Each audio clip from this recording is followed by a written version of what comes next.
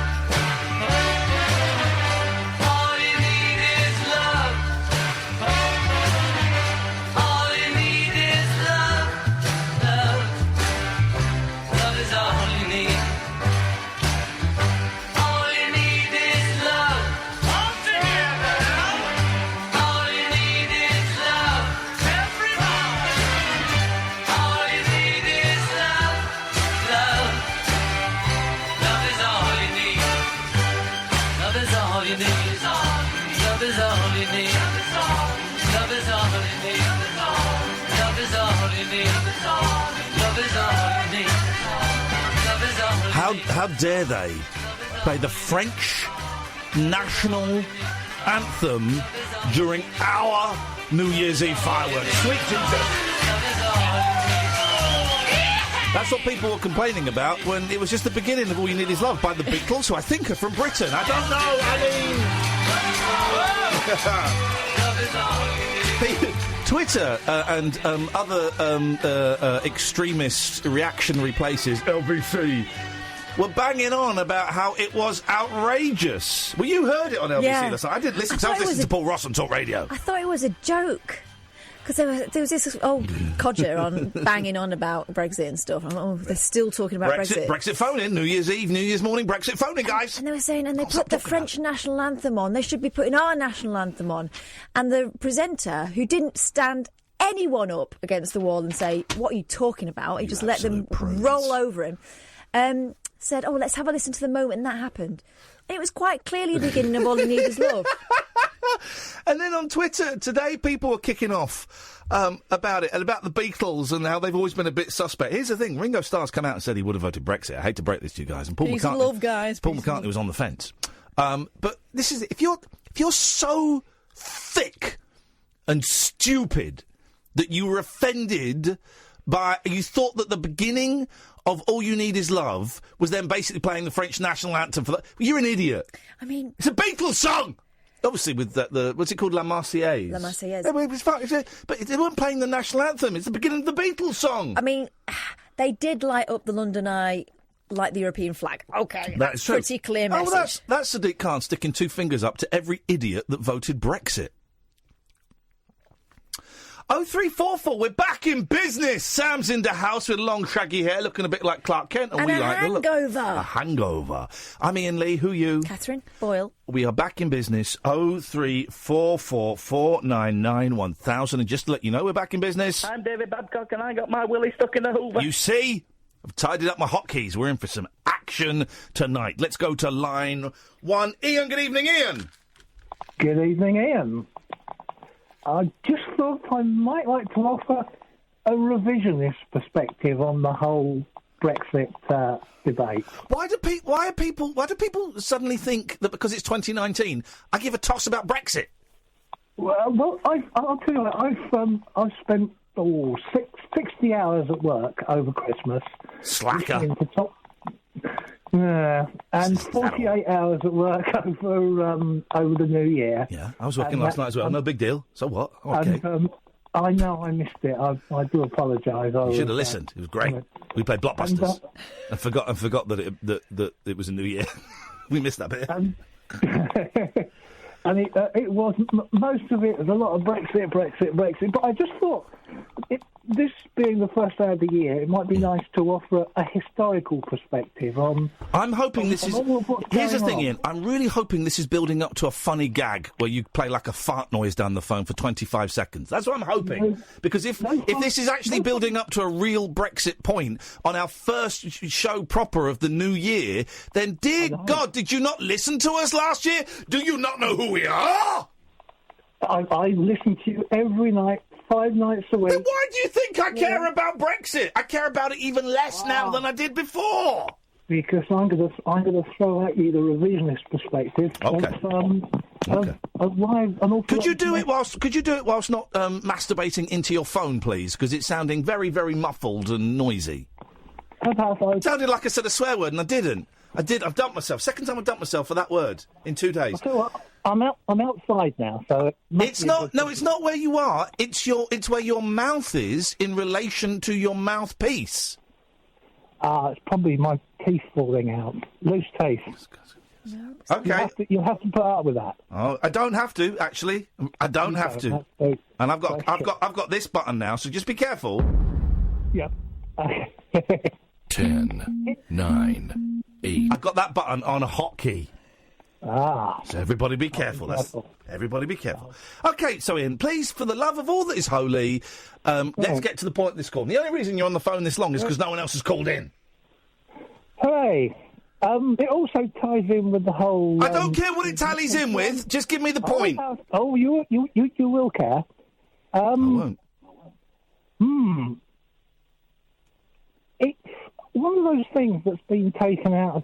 Please please don't give me any more context. I don't want any more context. I just want the point. Okay. People's minds, people's thoughts go back a long way, generation after generation. 10, 9, and 7, 6. Very distracting 5, when you do that. 4, 3, Very distracting. 2, 1. Thanks for calling. Please adjust your phones or your mouths. It's the thing as well. Just hate people who go, well, I want to make a point. And the point is basically, what it's going to do is going to contextualise. Just say it. Don't give me any preamble. I don't want any preamble or context. Just say it. But also, what the hell are you? This is Iain Lee, not Ian Collins. All right? I've never... Listen, you can phone in about anything. You know you can. If you want to phone in about Brexit, you can do. But for God's sake, adjust your phones so we can hear you and get to the point and make it quick and interesting. So that was our introductory phone call of 2019. I hope you've all taken notes and worked out where he went wrong. And by the way, everybody who's listening as a result of the news stories... That's right, Sam. When you weren't here, we were front page news. I've done interviews with America and with New Zealand. So for all the new listeners who are listening, because you heard me on New Zealand radio, you heard me on American radio, you saw us in the front page of the news, you were messages from people in Mexico, in Canada, and other places. For all of those people, this is what the show is normally like. Yeah. Ian's back. What do you want? I want you to call me back. This is on my phone bill. Yeah, well, it's on my show, mate, and it's boring. What is your point? You never let me make the point. No, I gave you 10 minutes. I gave you 10 minutes and you didn't get to the point. You didn't give me 10 minutes. But if you want to call me back, I don't. I'll quite happily make my point. I don't want to call you back. Okay.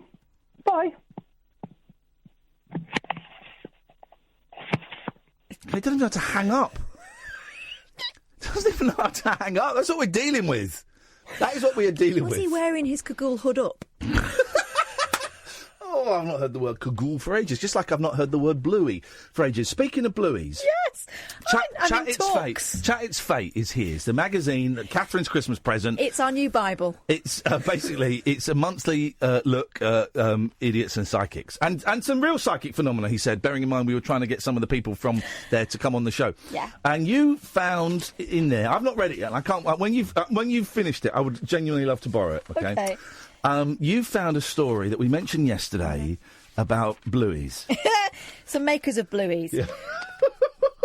A group of porn stars have turned paranormal investigators. What could possibly be more perfect for an Amazon Prime series? It's coming soon. A pony. Well, you are a pervert. Calling themselves the paranormal porn stars. I've got a mouth for a sausage. They're in the process of setting up their own show. Lee Green became convinced that his premises were haunted after moving into a new studio. The premises, does that mean his bumhole? No, his studios. Okay. Studio, does that mean his... No. I mean, listen to the words, though, because I'm not sure. I think we might be the only ones who are getting what he's saying. Okay.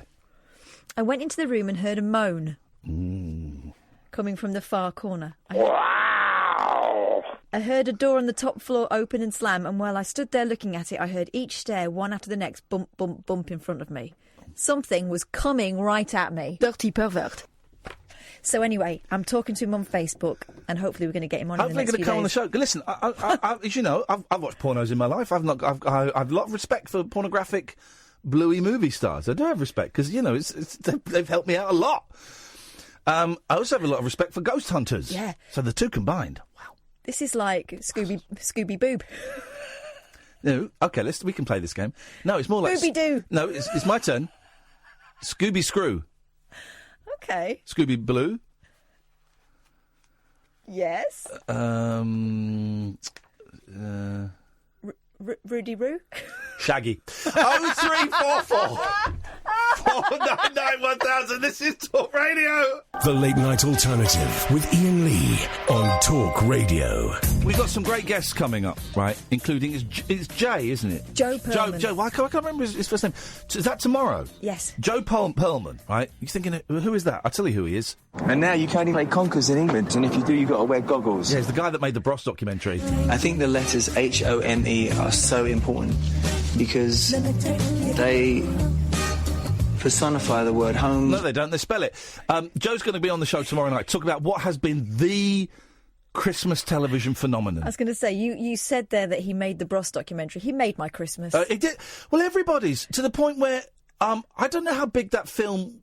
I didn't see any build-up to it, any press, because I don't really watch TV anymore. And I know that James had a night off to go and see it a while ago.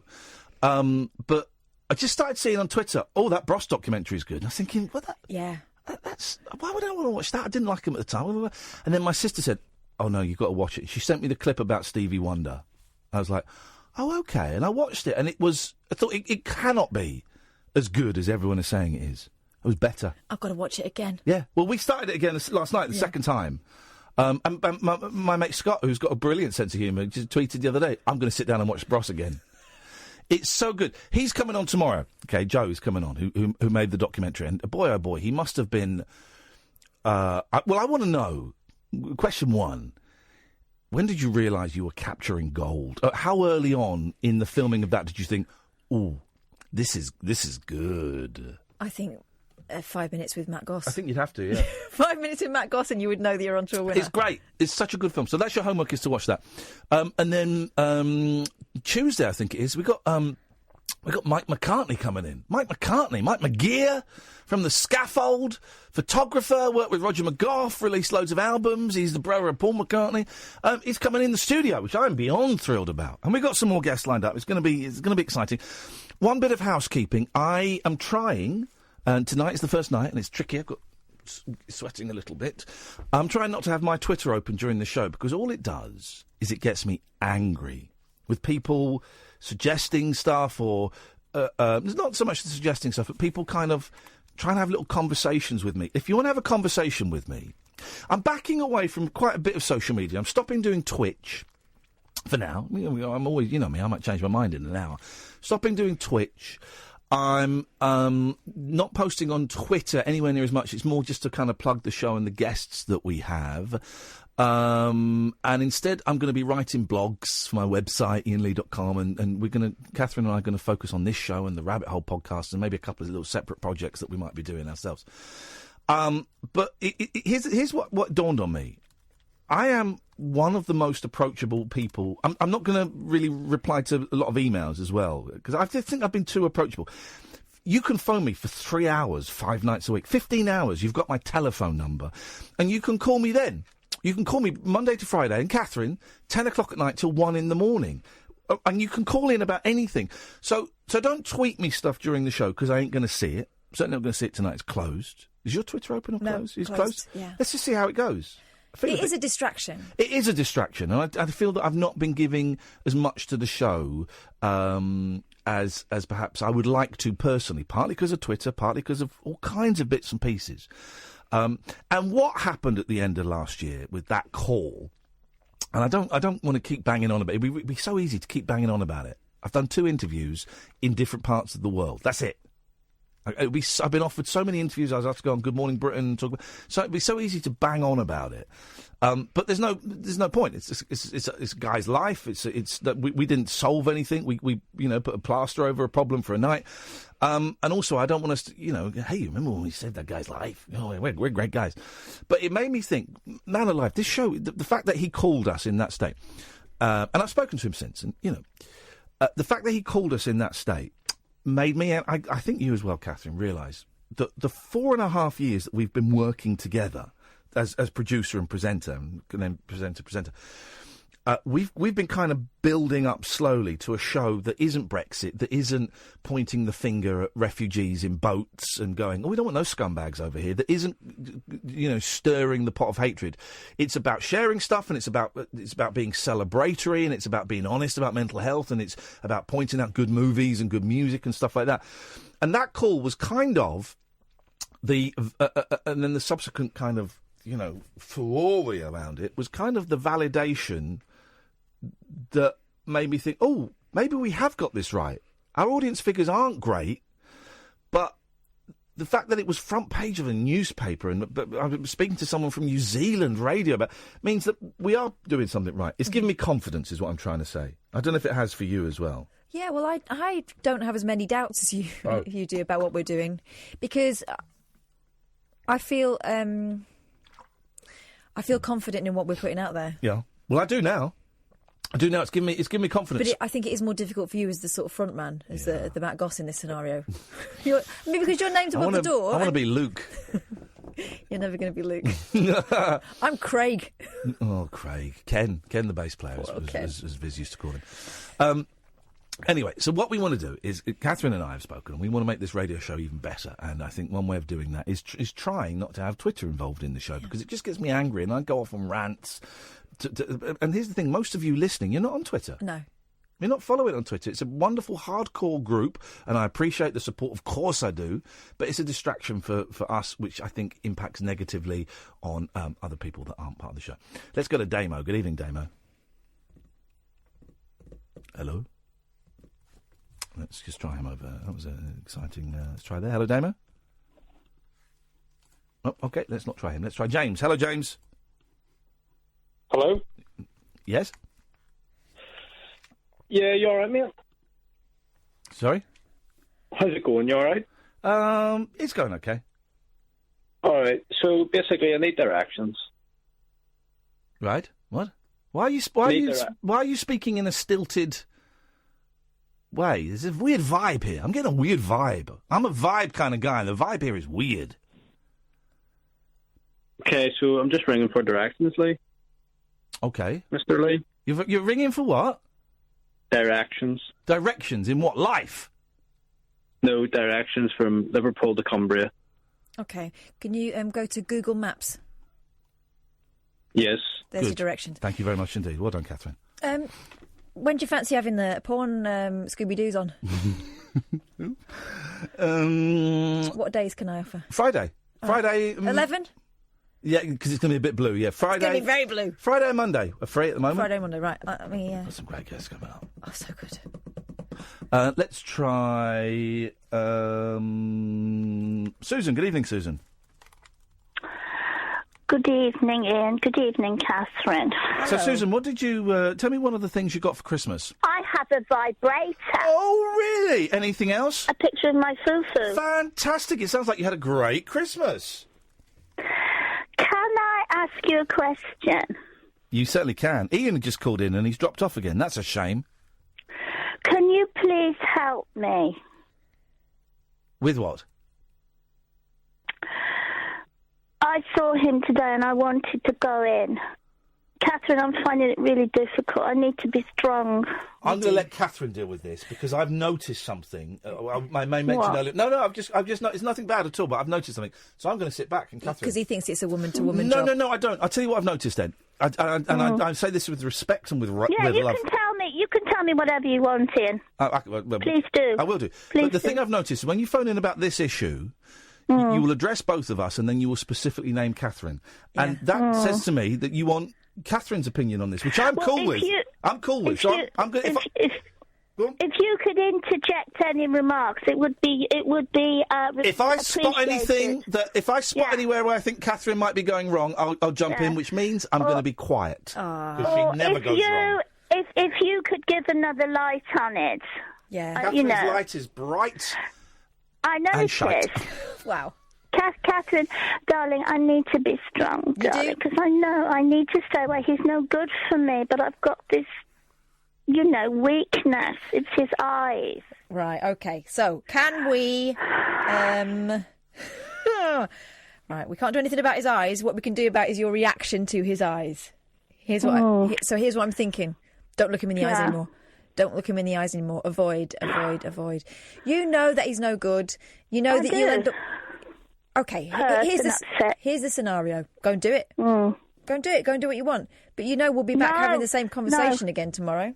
No, I don't want to. Because I know that's what will happen. It's no good for me. Well, you know then. You know the answer. I know. And you didn't do anything. No, but it was difficult. Well, I wanted to go in. It's called progress, not perfection. Yeah. Well done. Well done. It's difficult, darling. It's hard. It's a fight. A month ago, you would have gone in. Yeah. So things are changing. That's good. I would chalk it up to this is progress and a little reminder that it's difficult and a little reminder why you're not going in there. Thank you, darling. All right. Yeah, thank you, Ian. And by the way, I enjoyed the show last night. And also, I would never Twitter you because you don't want me to, and I don't know what Twitter is anyway. But Ian said he does specifically. You don't know what it is, but. I don't know what it is, and what is it? I don't mind people tweeting me. Just tweet me if you guys want, but the odds are I probably ain't going to reply anymore. Yeah, but you don't like it. So if you say you don't like something, I will respect that. Okay, well, I don't like your calls, but... Oh, come on. Too much? You don't like my what? Absolutely nothing whatsoever. Paws? I haven't got any paws. I've got feet and legs. Okay, thanks very much for your call, Susan. I mean, this has been a weird start to the show, even by our standards, huh? Iain, the Brexit bore has disappeared. He called in again and he's gone, so unlucky. Unlucky LBC, no doubt they're going to get his call. 03, the switchboard is empty. It's there's not a lot in the papers today. There never is on January the 1st, but we've got plenty to talk about. You're welcome to join us. 0344 499 1000. If you're a new caller, this is how it works. You'll phone up, you'll speak to Sam. He will take your name and number and will give you a call back straight away. So it doesn't cost you anything, pennies at most. He's not going to question. It's not like some of the other radio stations. What do you want to say to the presenter? Sam don't care. He wants an easy life. He's hungover for crying out loud. A heartbeat in his own head at the moment. Yeah, so he will just... doesn't want the aggravation. So you call him at anything and you'll get through. There are some people who are not welcome on this show. One of them's calling in now. You ain't going to get on. You know who you are. There's just a handful of people that have got really dark energy about them that we don't want to engage with because we think some of them are actually dangerous in what they say. Some of them are just very, very mean. Some 0344 499 1000, the late night alternative with Iain Lee and Katherine Boyle on Talk Radio. The late night alternative with Iain Lee. We could be dreaming and meeting each other in our dreams. On Talk Radio. 0344 499 1000. Grab pussy. That's my New Year's resolution. It's not. I don't buy the whole New Year's resolution thing. It's nonsense. It's silly. And you know, I heard a lot of people say, "What's your New Year's resolution? What are you planning?" Nothing. And nothing. I mean, it's a good. The New Year is like 0, isn't it? It's like pressing the button and resetting the clock. But just here's what I'm doing. I'm trying to improve my life on a daily basis, and I have been for the last. I worked out what the meaning of life is. Oh, excellent! I forgot to say. I've worked out what the meaning of life is. Yeah. You ready? Go on. It's simple. Just try and leave things a little bit better for our babies. That's it. That's it. That is it. That is all it is. Try and leave things a little bit better for our babies than they were when we came in. Yeah. That's it. And by our babies, I mean my kids, I mean your kids, I mean the kids of the world. Just try and make things a little bit better for when it's their turn, proper. Yeah. That's it. That's it. That's it. It dawned on me. The meaning of life. Make it a little bit better for the babies. Could someone please get a picture of a silhouette of a Native American stood on a mountaintop overlooking what used to be his before it was stolen from him by the white man, and then put those words, the meaning of life? This is this. So it goes, the meaning of life, question mark? Are you sure? Because that's not how you said it. You said, no, oh. I'm improving. Okay. I don't want the, oh. No. This is important. Go on. The meaning of life, question mark, to leave the world a little better for our babies. And then part of me wants to then put anonymous, but actually I think I should probably have my name on it. Should probably have my name on it. Yeah, so they might think it's Matt Goss otherwise. If someone could mock that up as a poster and get it sent to me framed, that would be wicked.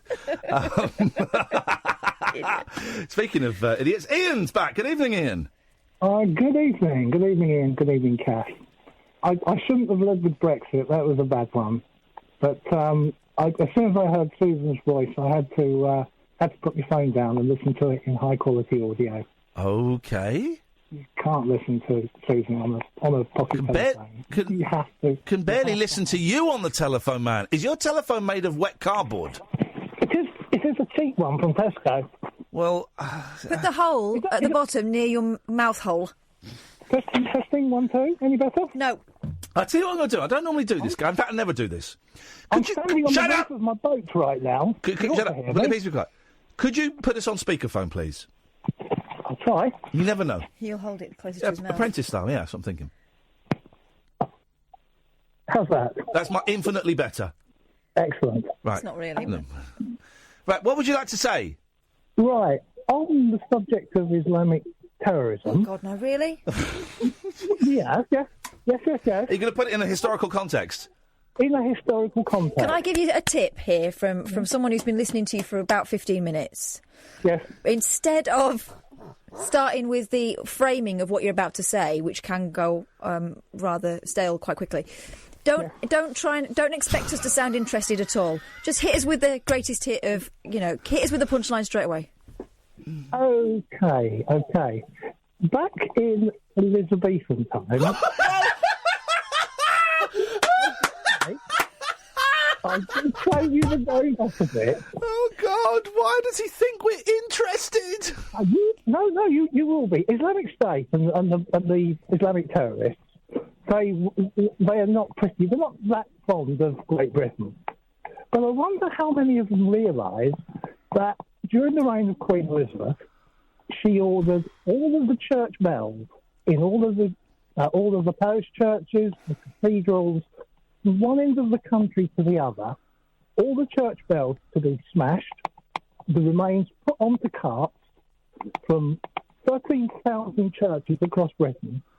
The remains of the bells were then carted down to the port, put on boats, and shipped around the Bay of Biscay into the Mediterranean to be cast down into cannon.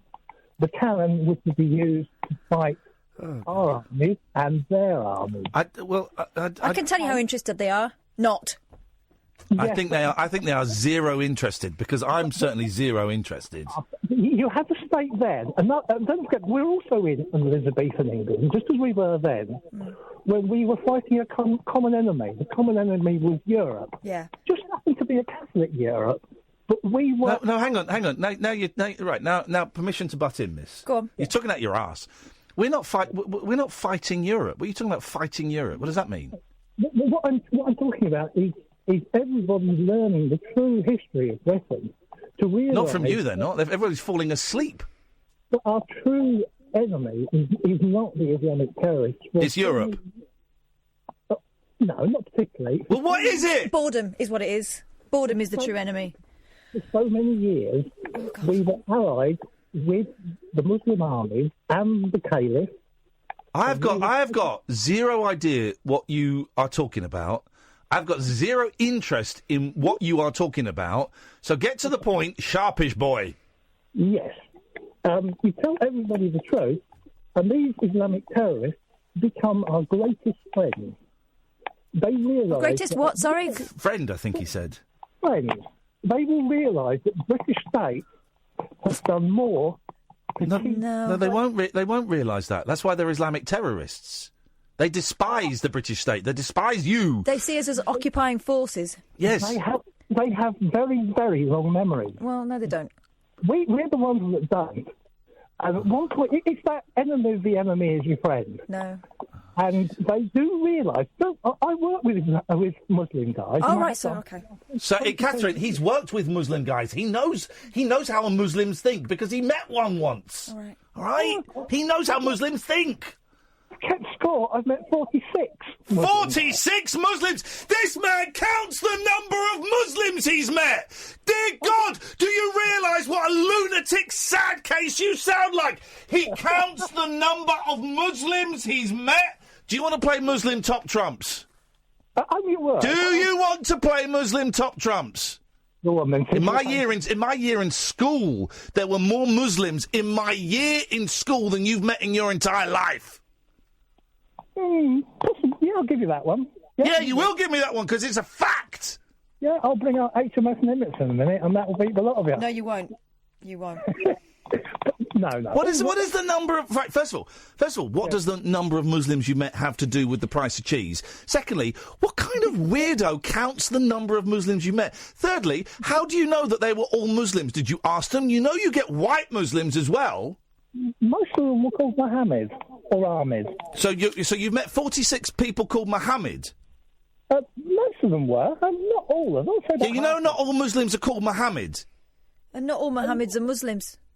That's a good point. Thank you, Katherine. Well played. Well played. Most of them, they were Muslims. I want to see your stats on the 46 Muslims you've met. But they were very intelligent, educated, they were scholars. Clever Muslims? What is this? What is this blasphemy? What is this nonsense? I will not have it. Dude, Ian, I'm going to let you go, mate, because it's like shooting fish in a barrel, and it's too early in the year to deal with idiots. English people. Okay, that's great. Okay, hey, you know you can get English Muslims as well. They remember a time. Oh, okay, thanks very much for your call. I mean, actually, that's a new idea for a documentary, Muffled History, with Iain on the boat. If anyone can beat, and I'm going to sit out of this competition because I've been to Pakistan, so it's unfair. But if anyone can beat 46 Muslims that you've met, let's do it. Let's see if we can get a tally of who's met the most Muslims. Are we including Muslims themselves? God, no, please not. Oh, no, that's part of the problem. 0344 499 1000. That's the weirdest, most muffled call I've ever had. How many Muslims have you met, dear listener? This is Talk Radio. The Late Night Alternative with Iain Lee on Talk Radio. My sister, before the show, sent me a WhatsApp message. Margaret and Simon, stay there. I'll come to you in a second. This is Iain Lee and Katherine Boyle, Late Night Alternative. That's me trying to be proper. Talk Radio. Good. she sent me a WhatsApp message, which was an extract from the autobiography of Eric Burdon. You know him? No. Lead singer with the Animals. All right. Okay. I think it was from his book. Let me just get this.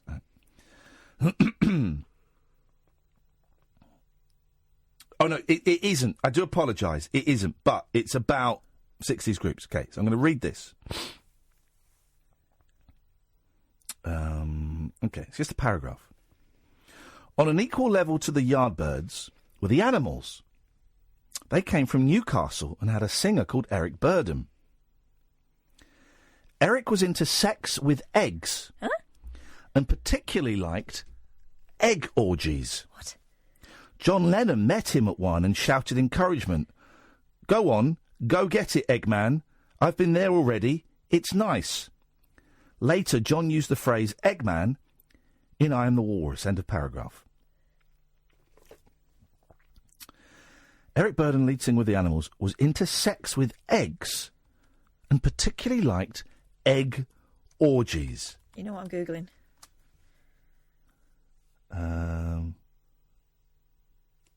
Here we go. This is from Eric Burdon's autobiography.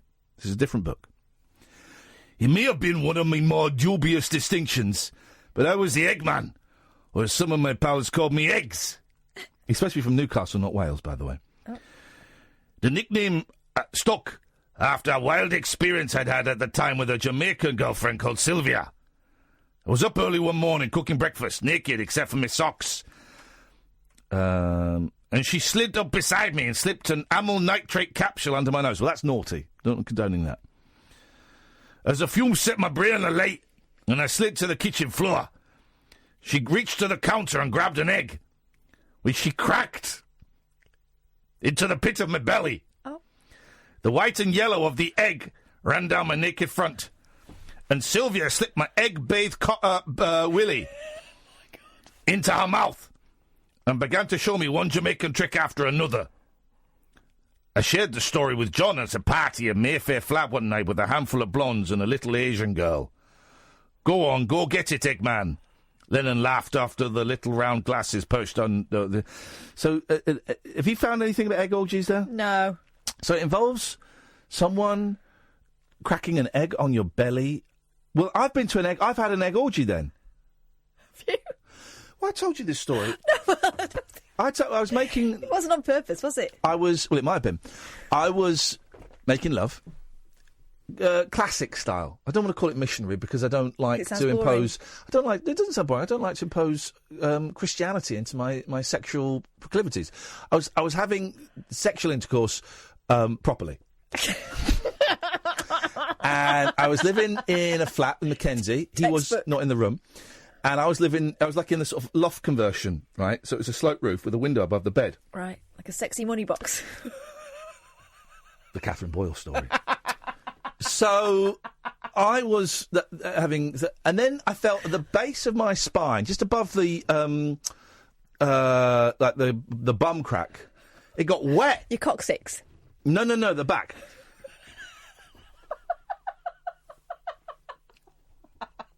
It got wet.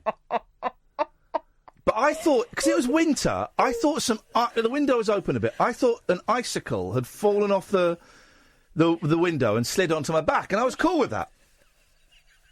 Festive. I wasn't going to stop because of that. That would be ungentlemanly. But then after a minute, I felt it running down my side, right? So I put my hand on my back. Well, I'm still going. Casual. Hand on hip. Because I have a little rest. And I pulled my hand forward in front of my face, and I saw the white and yellow of the innards of an egg. As Eric describes it, the white and yellow of the egg. It was an egg. I went, Jesus! And I immediately repositioned. I withdrew. And it was an egg. An egg had fallen on his back. Now, there's two things. One, surely it would have fried on impact. It could have been...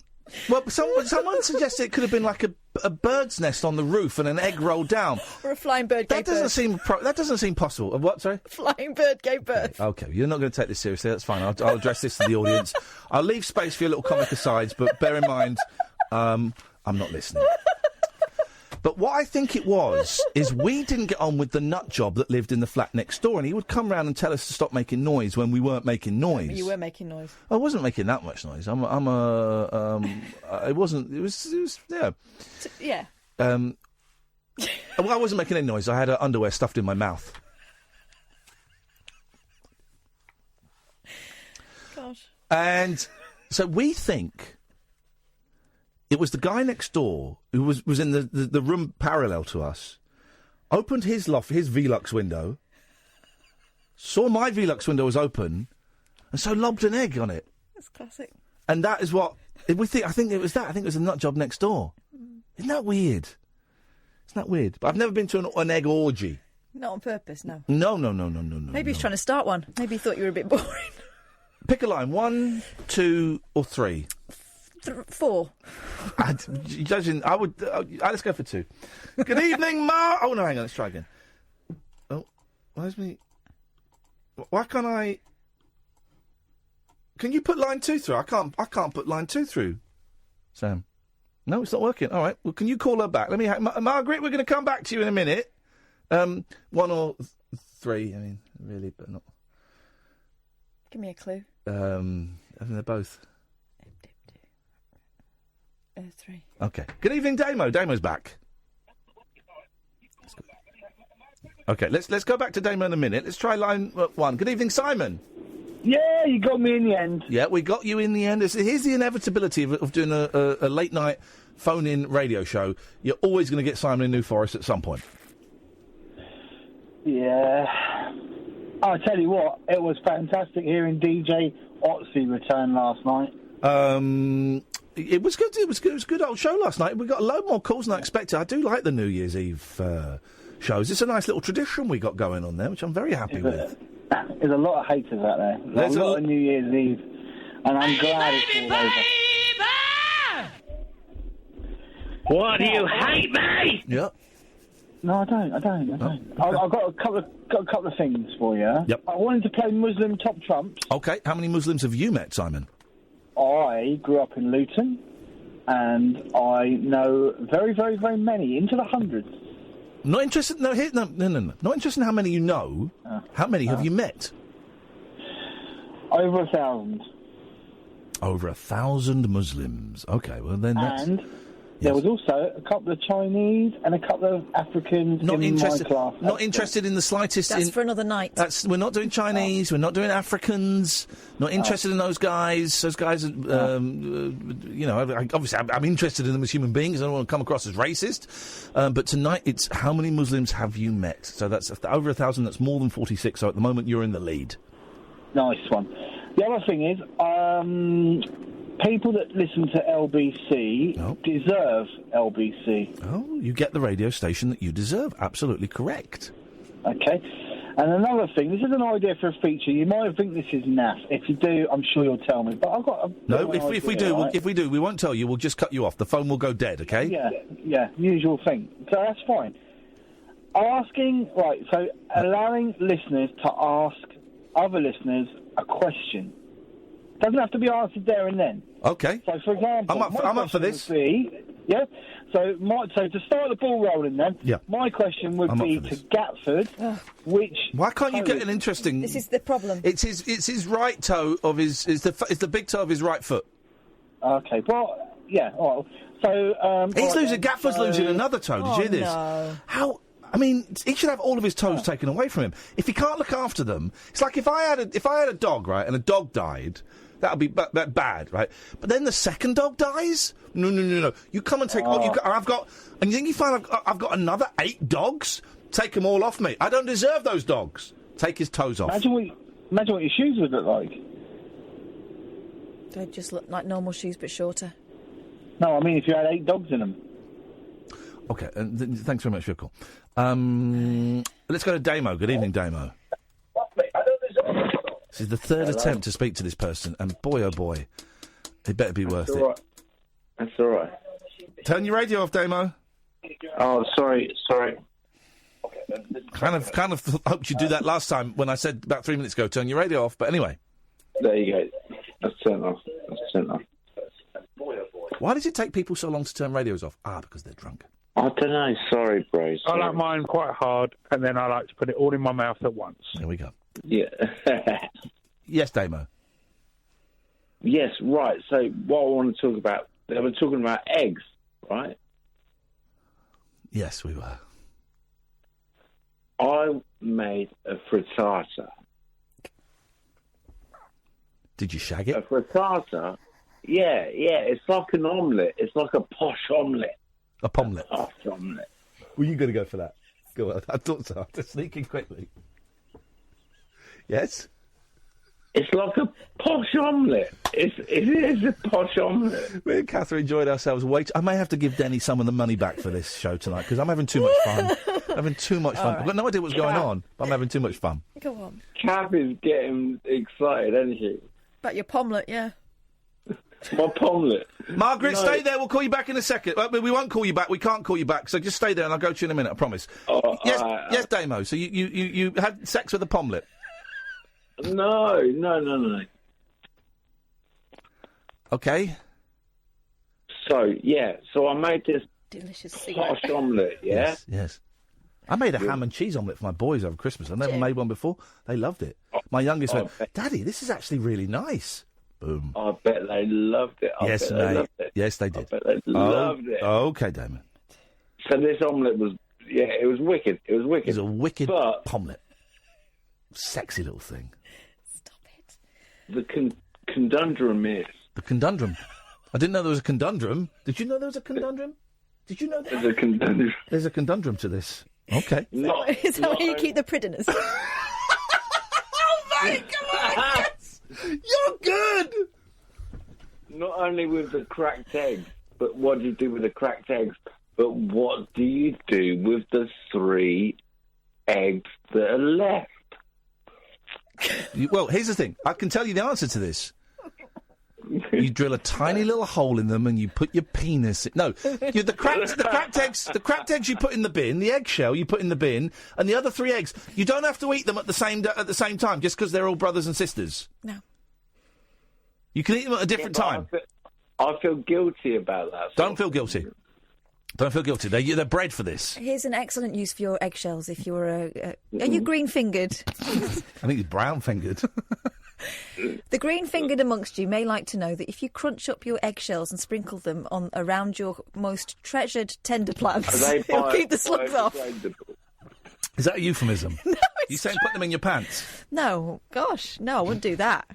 That'd be terrible. You said plants. I thought you meant bush. You tender plants in the Okay. garden. I used to have my own gardening phone in, and that was one of my favourite. One of my favourite facts. You had what? That's my first job. My first presenting job. Well, I know what the next hour's going to be. We're going to take a step back in time with Kath. What was it called? Just the gardening phone in. Oh, we're doing it.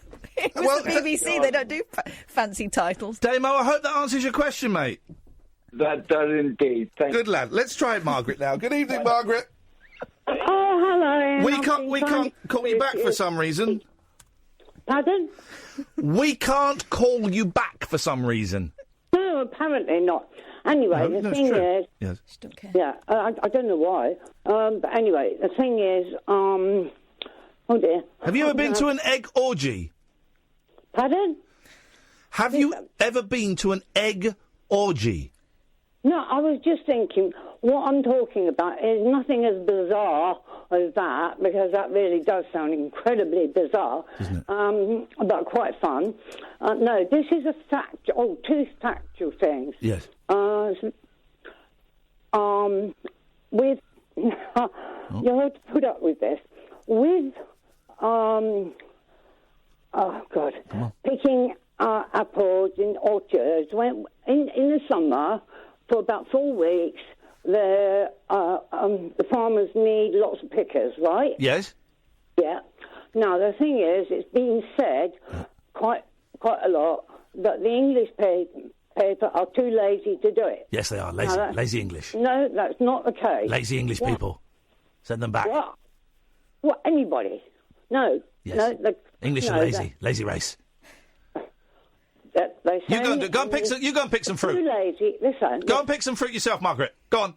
You going to do it? Oh, no, listen. Too lazy. So. Lazy bloody the lady. Thing is, it's just about 4 weeks.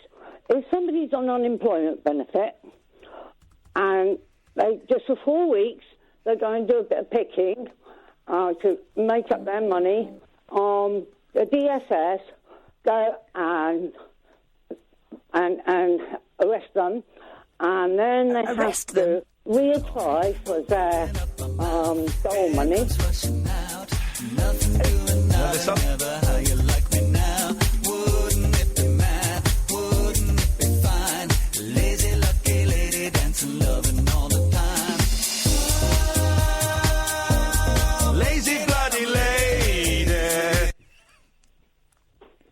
Hello? So you don't want to hear it? No, I don't think you should. I don't think people who unemployment benefit should pick fruit. I think we should get nonces and child abusers and sexual criminals to pick the fruit. I don't want them anywhere near my fruit. Well, we'd wash them first, but and then we wash the fruit as well.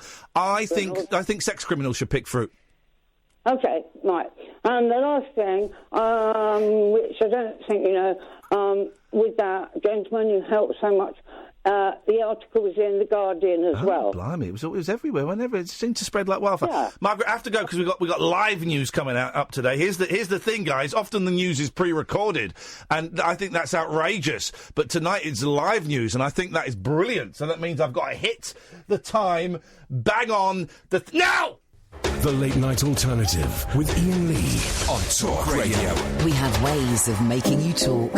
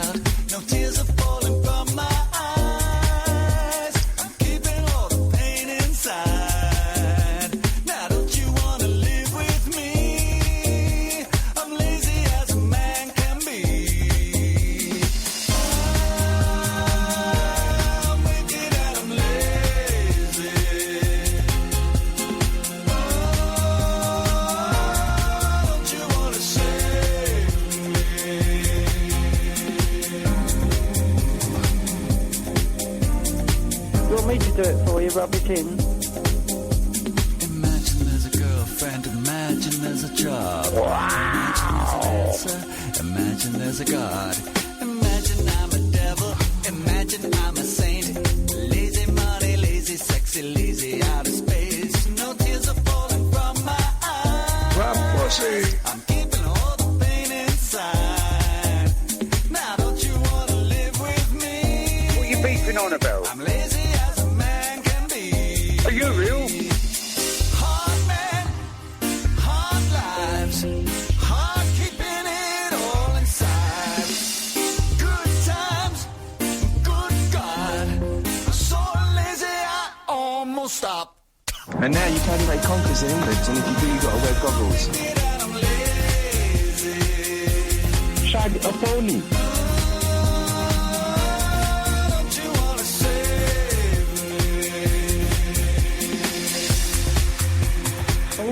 Join in, Nigel. Do you know this one? I've been down to Cornwall today. Carry on. Okay. Are you gonna now? Can we do this phone call without you dropping the F word in? Yes, certainly. I'm sorry, I had a row with my girlfriend last night. Are you calling? Are you calling us from a tent? No, not now. Oh, no. okay. Were you in the tent yesterday? No, I wasn't. I was talking to her on the phone. Did but she I have had the a bit keys of to a the row. house and you had the tent? Pardon? Just don't use. Don't, we had to dump you yesterday because you I used thought the. there was a 7-second delay. Well, on there it. there is. Oh. That's why I said we had to dump you. Oh, I see. But also, And then- that's an emergency procedure. We'd rather Yeah. not. We'd rather not hear. No, of course not. No, I don't swear. I never swear. Well, you did last night, mate, on the radio. Well, I think it must have been because I was upset about having a row with my girlfriend. Okay, but just try. All I'm saying is, first of all, you're a liar because you just said you never swear. But secondly, don't swear tonight. Oh, I certainly won't. But I've been so depressed, Ian. Oh. You know about Mum. I've been on my own all over Christmas, mainly all the time. And, Did you not see anyone over Christmas? Well, no, I didn't. Even my girlfriend didn't come over till today. All over Christmas, I was on my own. Oh, mate, that's no good. Well, we're through it now. You made it. You survived. I'm glad I can talk to you. But I've been sitting. I've been watching an old film. What's his name now? I've forgotten his name. It was Frankenstein Creative Woman, that one. Okay. Old-fashioned one. Yeah. And I like it was a good old film, and I got into that. That was good. I like those. Was it a black and white one? No, it's Peter Cushing. Well, no, it was one of his first coloured ones, I think, Peter Cushing. Okay. But it was a great film. He's a great actor, wasn't he, Peter Cushing? It was great. Very wonderful. Wonderful. And I look a bit like him, don't I? You know, slim face and curly hair and. Well, he was quite thin, person. But not. He was quite broad and big, a big person, but quite tall and broad and slim. You know, so a bit like me, really. Well, anyway, someone said that I looked years ago. Someone said I looked like Peter Cushing when I was dressed up in a suit. You know. Anyway, it doesn't matter. I've been singing along to Britney Spears. You know that song called Sometimes, one of the old ones you used to do. Sometimes I learn, sometimes I cry. You remember that one? It's a great number. I'm just trying to learn it at the moment, so I'll get. But maybe later on in the week I might be able to do that one. So what was you going to say, Ian, to me now? You've lost your place. Yeah, have you met? So can I ask you? Have you met Jimmy Fallon at all, the presenter? No. Oh, okay. Sorry. Miley Cyrus got married, didn't she? Yeah, she did. Yeah, that was the first thing that was on Jeanette. She got married to Liam, didn't she? Katherine. Yeah, that's nice, isn't it? Yeah. Well, she's been with him a long time anyway. So it hardly makes any difference, really, does it? I think, why is Ian umming for? I'm waiting to do my song for the Christmas song. Do you like my Cornish accent? I'll just do it for you.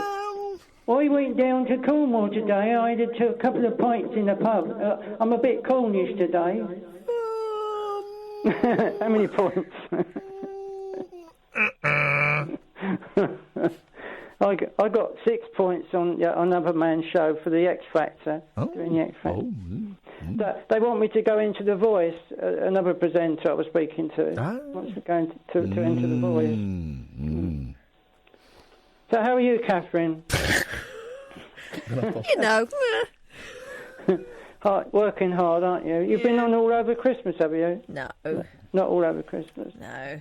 Only yesterday. I was lucky. When I went out today cycling to Tunbridge, I met a lady of about 60. I got chatting to her, and so I've got a new lady friend now. She drives as well. Rub it in. Yeah. She drives a car as well, so she said she might come over and have a look at my photos. You want me to do it for you? Rub it in? Yes, please. No, please don't leave me. Well, you do keep butting in, don't you? Dirty pervert. Do you play those in every break? Yes. So did you have a good Christmas, Ian? Yes. You enjoyed it? You had a good Christmas? You had a lot of time off, didn't you? Yes. With the family, yes. Yes. Can I do my song, please, Ian? No. This is Ladies a Tramp I wanted to do. Singing. This is singing live too. It's not a recording. Just shut it, pal. Katherine. Yes. Katherine. Yes. That's not Katherine. Yes. Stop messing about. Yes. Dear. What a radio programme this is. There's another man trying to talk to him, but he won't speak. Unga, shanga, unga. Am I talking to myself here? I used to like Tommy Cooper. Did you like Tommy Cooper, mate? Yes. There's a program on at the moment on TV. It's one of those tribute ones. Are you real? All they seemed to do was turn these cups and saucers upside down, with things inside them. Yes. Yes. Who's that? That's Nigel from Maidstone. Who, you? Yeah, the one that I'm always on the show, and I've done a little garden. I think Ian's gone for a pee. Yes. Yes. Oh, when's he coming back? Shag a pony. Let's hear your song, Nigel. Yeah, okay. And we'll talk afterwards about something. No. Shall I do my song, Ian? Yes. All right, here we go. I think I can do a whole show just by making noises. It's very Mr. Bean. Here we go. She gets too hungry for a dinner at 8. Why did the Cornwall accent have a reverb on it as well? They do sound like that, though, don't they? When they're down the line. Oh, my God. She never bothered with people she hates. And why is that? She puts an egg on my dick. Stop it. She doesn't like crap games or Baranano. Oh, yeah. Won't go to Harlem with the rest of the girls. She won't dish the dirt with the rest of the girls. That's why the lady is a tramp. Yeah. She likes the cold, swift wind in her hair. Life without care. She's broke, that's so. To be fair, she sounds like a nightmare, doesn't she? Because it's cold and it's damp. She lives in a tent. That's why the lady is a tramp. She gets too hungry for dinner at 8. She likes the theatre, but she doesn't come late. She never bothers with people she hates. That's why the lady is a tramp. Oh, yeah. She doesn't like crap games or Baranano. Oh, Jesus. Won't go to Harlem. He's freestyling. Won't go to Harlem with the rest of the girls. She won't dish the dirt with the rest of the girls. That's why the lady is a tramp. She likes the cold. Betty, she likes the wind in her hair, Betty. Life without care, Betty. She's old. She hates California, Betty, 'cause she's cold. I think I preferred it when he was effing and jeffing. That's why the lady is a tramp. Wow! It wasn't even good enough to be shit. Tramp. Hello. It wasn't even good enough to be shit. Well, that was wonderful stuff, Nigel. Thank you so much for your call. Thank you very much. You're welcome. 0344. As Nigel goes, the switchboard remains dead and lifeless. It's because we're all processing what we just heard. 0344 499 1000. I'm Iain Lee. That's Katherine Boyle. This is the Late Night Alternative, weeknights from 10 o'clock on Talk Radio. The Late Night Alternative with Iain Lee. I've forgotten your name already, excuse me. On Talk Radio. 0344 499 1000. Iain Lee, Katherine Boyle, every weeknight from 10. We're back now. That's it. We're back yesterday. If you missed it, you can listen again. There is a best of podcast. Always do a podcast of the show. If there's a guest, we put that out as a separate podcast. I say we, Kath does all the work. There's also a best of. And as well as that,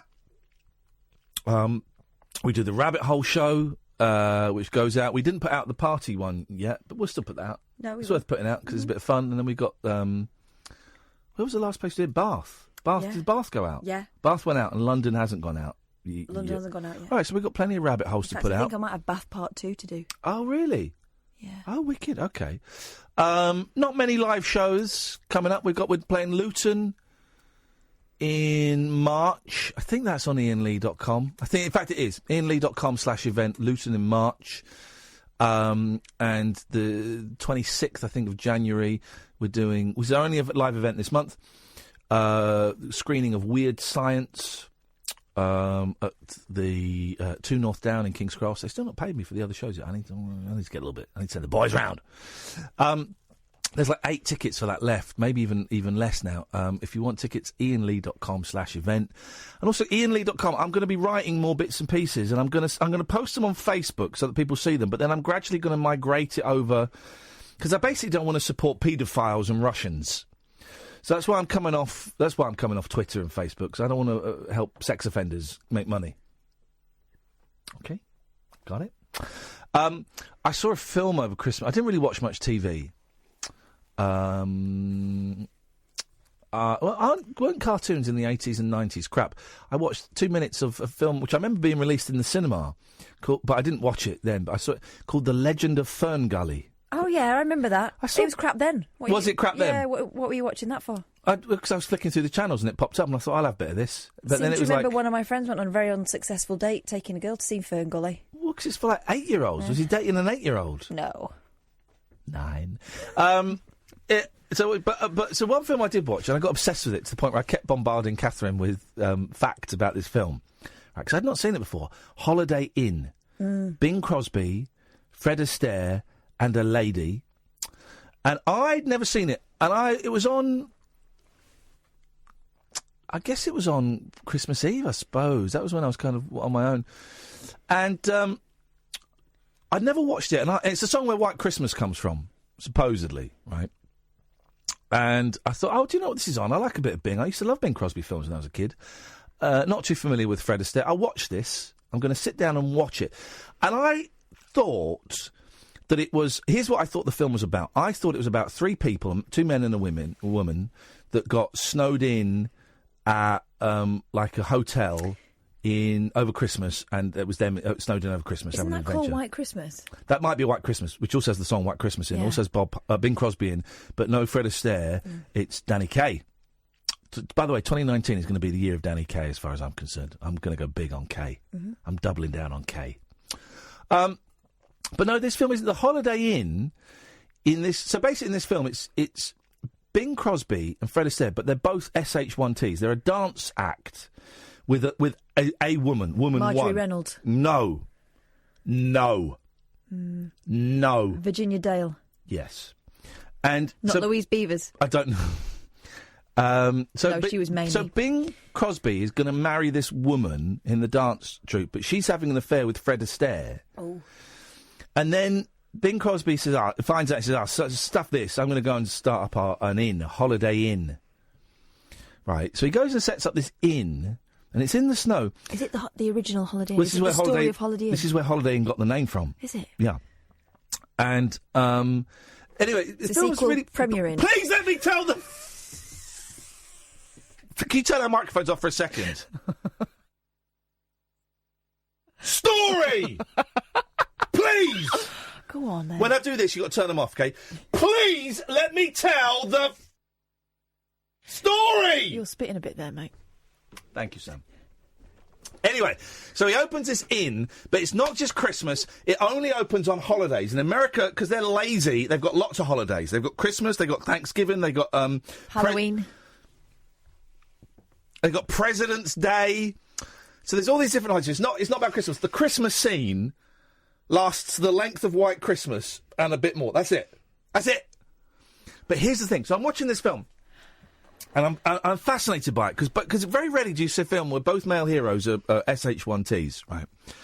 And there's loads of stuff, and there's only 3 black faces in it. Kind of obviously because it's 1943. I'm going to say 44 maybe, and it's a big black mammy. That's the name that they call. That's what they call her. That's Louise Beavers. She's the maid, mammy, and her 2 little kids. That's it, right? And I'm watching this. I kept going. This film is incredible because it's so weird. And then I was reading loads about it. And then there was a bit where they're singing. It's like the 4th of July, I think, the 4th of July holiday. They're singing like a patriotic song. But while they were filming the movie, Pearl Harbor happened, right? So Irving Berlin, who wrote it, I don't know if he directed it, he wrote it. Said, right, I'm going to write a pro-war song. So suddenly in this thing, you got the movie, and they're doing this 4th of July thing. There's a great little dance, Fred Astaire, where there's like, he's got firecrackers, and it's brilliant. 38 takes it took him until he was satisfied with it. And at the end, you see him, he does the dance, he finishes, and then he genuinely looks like, yeah, did it. It was great.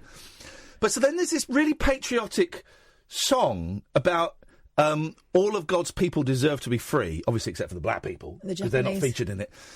And then it's a montage of soldiers marching to war and saluting, all within the American flag. It's really weird. So I'm watching that and thinking, this is weird.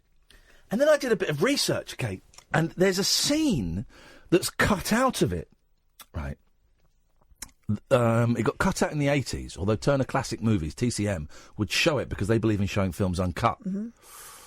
There's a scene for, I think it's Lincoln's birthday, where everybody, don't know if Fred Astaire's in that bit, but Hope, Crosby, all of the cut, everybody blacks up. Why? Blacks up. Now here's the thing. Just Google. I'm not going to tweet it because it's racially insensitive and I'm not on Twitter tonight. Google, Holiday Inn, Bing Crosby, blacked up. Blackface. It is the you're just going, oh my God. And it's a song about Lincoln, who emancipated the slaves. And it does have the line, I'm going to tread very carefully around this line. Who was it who set the D's... Well, we can't really say anything. Certainly can't say anything. Who was it who set the D's free? And I believe, and I've not seen the whole scene, but I just what I read, that the Louise Beavers, the black maid, she sings that line. But here's the thing. She sings that line from in the kitchen, and she's got an amazing voice. But, of course, black people aren't allowed to entertain the rich white people. It's an incredible film, and it's such a weird scene. The scene's on YouTube, or bits of it are on YouTube anyway. It's such a weird film, and nothing like I thought it was going to be a jolly. Oh, we're snowed in. Let's sing some songs, and it's not. It's about 2 horrible men who bully this woman and manipulate her for their own ends, and with a little bit of healthy racism chucked in. Wow. What a movie. Holiday Inn, my new favourite movie. It's incredible. It is incredible. And I think that was the only film I watched over Christmas. We watched Elf, which you very kindly bought for my boys, so thanks for that. Did they watch it this time? They watched it this time. I don't know if they got it. There wasn't much laughing from them. Oh, my kids love that film. Yeah. Oh, well, just goes to show. They like Will Ferrell, because Will Ferrell was in Kicking and Screaming, which is a fun football film we watched. And they also like him because he's associated with John C. Reilly. They're now huge fans of John C. Reilly because of Wreck-It Ralph, but also because he pops up in Tim and Eric's awesome show as Dr. Steve Brule. Go on YouTube and find some Dr. Steve Brule. The kids are terrified by it, but they love it because it's him. Nick Abbott's doing Brexit, I'm being told. Of course he is.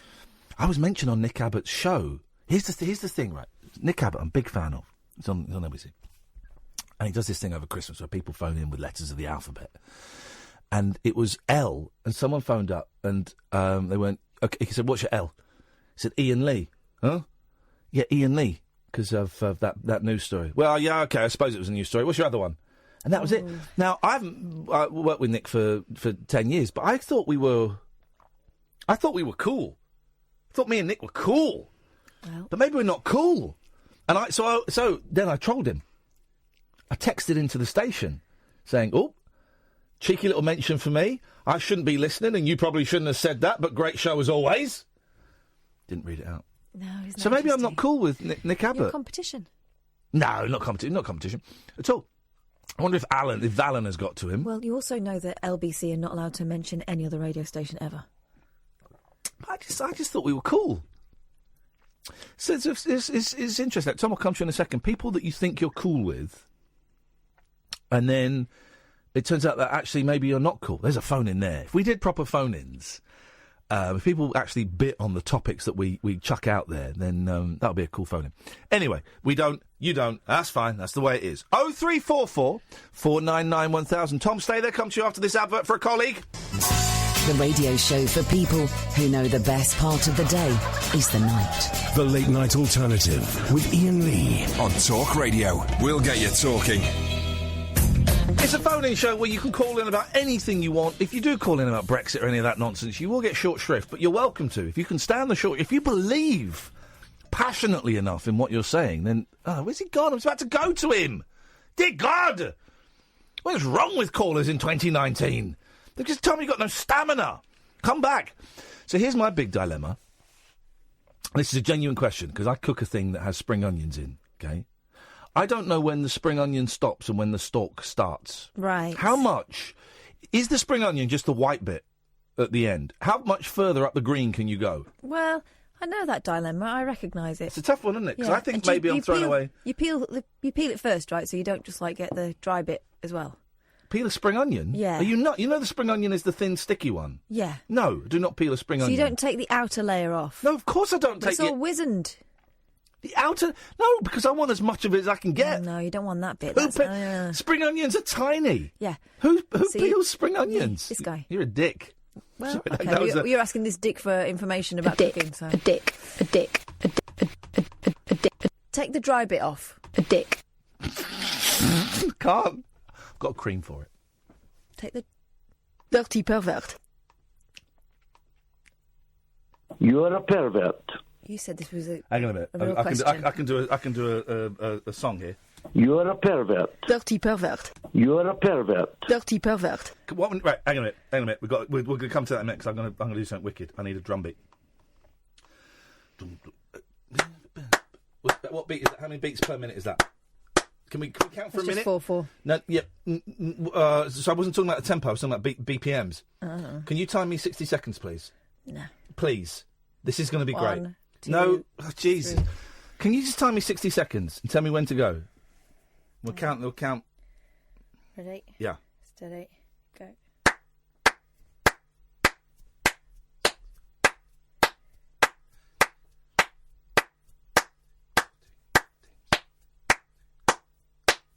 That's 15.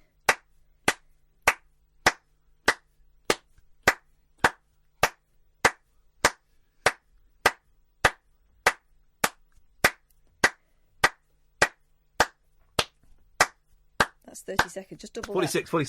46 doubled is 86 is 92. So, 92 beats per minute drum.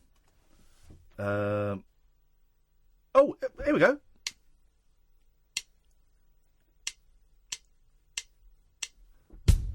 There we go. We're in. Yeah. Yeah. You're a pervert. Dirty pervert. Hang on. We'll get the... You're a pervert. Dirty pervert. You're a pervert. Dirty pervert. You're a pervert. Dirty pervert. Wow! You're a pervert. Dirty pervert. You're a pervert. Dirty pervert. You're a pervert. Dirty pervert. You want me to do it for you? Rub it in. You're a pervert. Dirty pervert. Yeah! You're a pervert. Dirty pervert. You're a pervert. Dirty pervert. You're a fanny. You're a fanny. You're a pervert. Dirty pervert. You're a Right, okay. pervert. All right, we're getting somewhere. Okay. Okay, we're getting somewhere. Here we go. We're in. We're in. Oh, this is going to be great. This is it. This is what everyone go home. This is it now. Yeah. Yeah. Oh. Oh.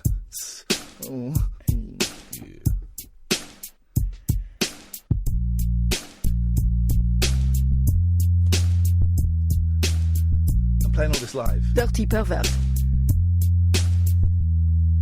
You're a pervert. Dirty pervert.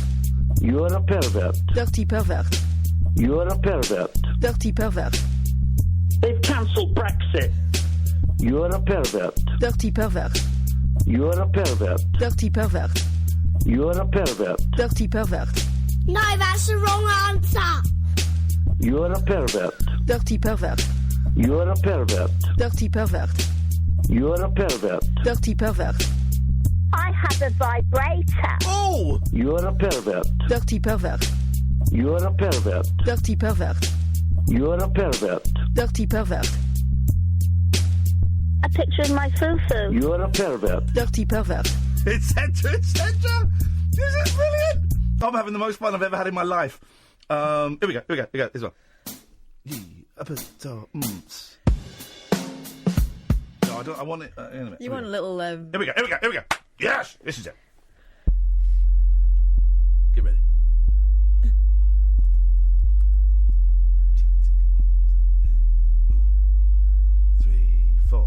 You're a pervert. Dirty pervert. You're a pervert. Dirty pervert. You're a pervert. Dirty pervert. A dick. You're a pervert. Dirty pervert. Yeah? You're a pervert. Dirty pervert. You're a pervert. Dirty pervert. I like mine quite hard, and then I like to put it all in my mouth at once. You're a pervert. Dirty pervert. I like mine quite hard, and then I like to put it all in my mouth. That's it, man! This is it. The show is changing format. It's going to be freestyle music by me. It worked well, didn't it? Yeah, it's like Hamilton. Oh, so Lin-Manuel... Miranda. Okay, not one of those is a man's name. But... Manuel is, you idiot. Not really. Yeah. No. Totally. Isn't. Yeah. Okay, so 33% of his names are male. Yeah? Yeah. So we've both seen the new Mary Poppins independently. Yeah. I thought it was incredible. It was magical. I thought it was absolutely... Keith, I'll come to you in a second. Absolutely magical is the right word. I thought it was a proper. It was an old-fashioned family film. No winks to camera, no nudges for the mums and dads. No knowing looks. No, the only adult gags in there, in inverted commas, were Dick Van Dyke and Angela Lansbury. Well, and that's just because we all knew who they were. And also, and the one you missed, Yeah. Jane, the original Jane, grown up as a cameo. I didn't spot her. But I thought it was absolutely brilliant. It's such a good film. I did the bit when she's singing about you can't judge a book by a cover, and she's like horny, Mary Poppins. You see that? I didn't see that. Yeah, I saw it. She was like suddenly dirty Poppins. Poppins, pop out, pop in again. That's what was going on there. But I thought it was a great film. Loved it. Thought the animation's great. Loved, really, really enjoyed it. It was a great trip, man. But the only problem with the original Mary Poppins is Dick Van Dyke's accent, right? 50 years of finger-pointing and laughing at that. It's a terrible accent. No, but he was charming and handsome in it, and that kind of got him by. Oh, he's great in it. And the fact that it's a terrible accent, I kind of like that, because I love it. It's become part of the thing. I think Dick Van Dyke is brilliant. But you do think, 50 years later, they're making the sequel. Really got to focus on that Cockney accent. Really, really want to hone this Cockney accent and get it absolutely spot on. And they don't. His accent is awful. It's a bit better, but it's awful. And I heard him being interviewed on Radio 4, because I listen to Radio 4 from time to time, because I'm an intellectual, as you will have heard from that track I was just working on there. And he said that he had a language instructor and a vocal coach. And he said it's a real conglomeration of like sort of the accent you would have heard at the time if you were walking through the streets of London in the 1930s. That's the exact accent, the exact that you would have heard at the time. And I heard this before I saw the film. I thought, oh, this will be good. And then I watched the film. I thought, no one has ever, in the history of Cockneys, spoken like Lin-Manuel Miranda. Right. I didn't think it was that bad. Well, because you're from yeah, north. Exactly. Near. And you all sound the same to me. But What? Yeah. It's just degrees of Cockney. Okay. So I didn't think it was distracting. I was waiting for it. I was waiting for it to grind, but it didn't. There was no grinding. It's a family film, mate. Oh. Unlike these bluey psychics that we got coming in. Are they coming in or on the phone? The phone. They're going to do it on the phone. Okay. No, they're just going to speak, I think. Good evening, Keith. Oh, Jesus. What's wrong with these callers? Seriously, I'm thinking of making 2019 a call-free show, just like the rest of the station. Good evening, Keith. Ian, good evening. Good evening, Keith. Hi, Kath. Hello. How are you? Yes. I'll let you know if you can talk to her or not. As I live and breathe, it's Ian Lee. That's my Cockney accent for you. Oh, is this rubbing his ribs, Keith? Yes. Oh, flipping heck! I thought we'd killed him. I need to get. The thing is, you piqued my interest when you're doing your little sort of rapping business. I need to get the money back from the assassins because they assured me that this man was dead. they guaranteed this man was a goner. Nice to hear from you, Keith. How you doing, man? You all right? Yeah, I'm very good, actually. Yeah, really good. I sort of, I dip in and out, as usual. Are you still doing meat? Yeah, I'm branching out into vegetables and fish and that sort of thing, I think it's important to diversify. Well, me and Katherine... Oh, you can answer the important onion question then. When does the spring... What part of the... Well, OK, first thing is, who peels spring onions, Keith? Nobody. Oh, come on, you take the grotty bit off. The dry bit. Okay, so it's the same with any vegetable. Like, you can take the grotty bit off, but you want to put those grotty bits into stock. Oh, Ian is not making stock. I'm taking stock of how much of an take idiot my best friend that are is. Brown, but, I mean, you're talking about the white bit, so take the little hairy tail off. Well, you take the knobbles off. You take the tail off, yeah. You cut the tail off. Take the hairy knobble off, yes. Yeah, get rid of that. Yes. Lose it. And just throw it in the bin. It's good for nothing. And then all the way down the white... But the white bulb is tiny. Yeah, but go through it. Use it all the way to the end. It goes light green, dark green, and it goes all the way up to the end. All of that is good stuff. So all the dark green bit is good stuff? Yes. But when it branches out into leaves, that's not good stuff? No, use it all. It's good, but you've just got to make sure you cut it fine. Well, I'm throwing away 75% of a spring onion. Because once I get past the white and it stops and the green stops being firm, that goes in the bin. This is insane. Have you ever tasted any of those tail bits? No, mate. They're delicious. Wow, this is great. This is what the show is going to be for 2019. Cooking tips. Cooking tips that are specific to me. Yes. Yeah, absolutely. I mean, the thing is, I'm happy to, if you want to just, do a little 2-minute slot every now and again. No. No. Around the kitchen. Nope. Ian's bits around the kitchen. You can pack that in as soon as you like. Ian passing around the kitchen. No, that's the wrong answer. Hi, I'm Ian. I'm coming into the kitchen. Why does life have to be so unfair? Unfortunately, Keith, we got too many new features coming in to the show that we just cannot squeeze in your cooking suggestions. I'm afraid. I'm sorry about that, brother. I get that. I would if I could, but we just can't. Yeah, just can't do it. 2019 going forward. Okay. Did we have any? What was your point of? What was the point to this call? No, there was no point. I just wanted to hear your voice one-on-one. Weirdo. 03444991000. This is Talk Radio. The wild man of late night radio. The Late Night Alternative with Ian Lee on Talk Radio. We have ways of making you talk. Baby. Yes, sir! Evening, dear listener. The Late Night Alternative, Ian Lee, Katherine Boyle. We are back. Monday to Friday, 10 o'clock, you can listen to us on DAB. You might need to do a deep tune on your radio. You can download the Talk Radio app or any of the radio apps. Or you can listen to us online at talkradio.co.uk. And Katherine is going to walk in with a stack of newspapers and a cookie in her mouth. I saw the cookie go in. Right, well, okay. Could I have the sun, please? Someone nicked it. Right, well, could you get it, please? Is it down there? I've no idea, mate. I have no idea, producer. Is it there? I have no idea, producer. Produce. I'll produce something. Yeah. Take that one. Congrats. And there's the mirror. Well, I don't need the mirror. Well, you say that. Sit down. Oh, listen to this. Listen to this. We'll do the stars from the paper in a minute. That's what we'll do. We'll get your chat. It's. I've got the stars for February. Okay. Listen to this. This is nuts, man. A singer at legendary Beatles venue, the Cavern Club, Paul McCartney's brother, Mike McGear, coming in next week, was tackled to the floor and attacked by a stage invader as he performed Sweet Caroline. Footage of the moment the middle-aged nut took out Jane Murray's legs emerged online. He flips him in the... Why would you attack someone singing Sweet Caroline? It's one of the greatest songs of all time. Maybe he's not a Neil Diamond fan. Or maybe he's not a Caroline fan. He flips him in the air as the guitarist sings the Neil Diamond classic, then slams into the floor of the Liverpool venue. He stuck the boot into... Sorry, I haven't got a cough button. No, I know, but you've got technique and manners, and you could move away from the microphone.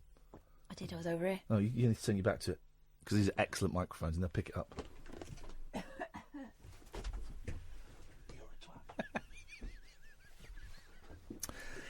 He stuck the boot into Jay before fleeing, but the performer gave chase and later revealed he caught up with him. Oh, the performer caught him. Jay thanked everyone. I don't know if I believe this story. Oh, I've seen the video.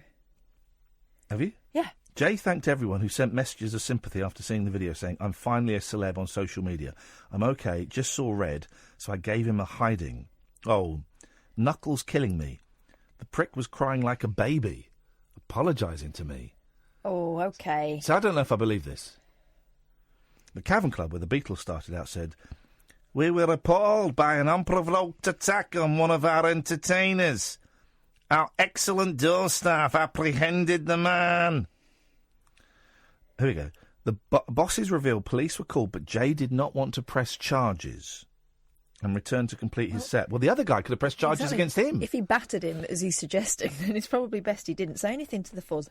The singer said, "Moral of the story, be happy, be nice to one another. Happy New Year." Or you'll get battered. You get battered, like Neil Diamond, singing Sweet Caroline. That's what you get. Where you going now?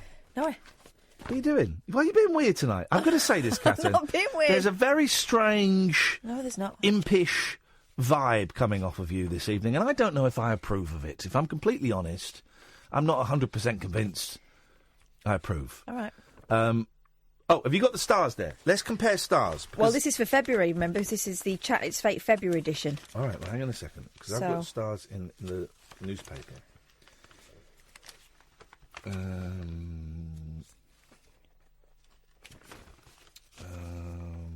find this. Okay. So, I've got the stars for the whole of the year. Oh, right.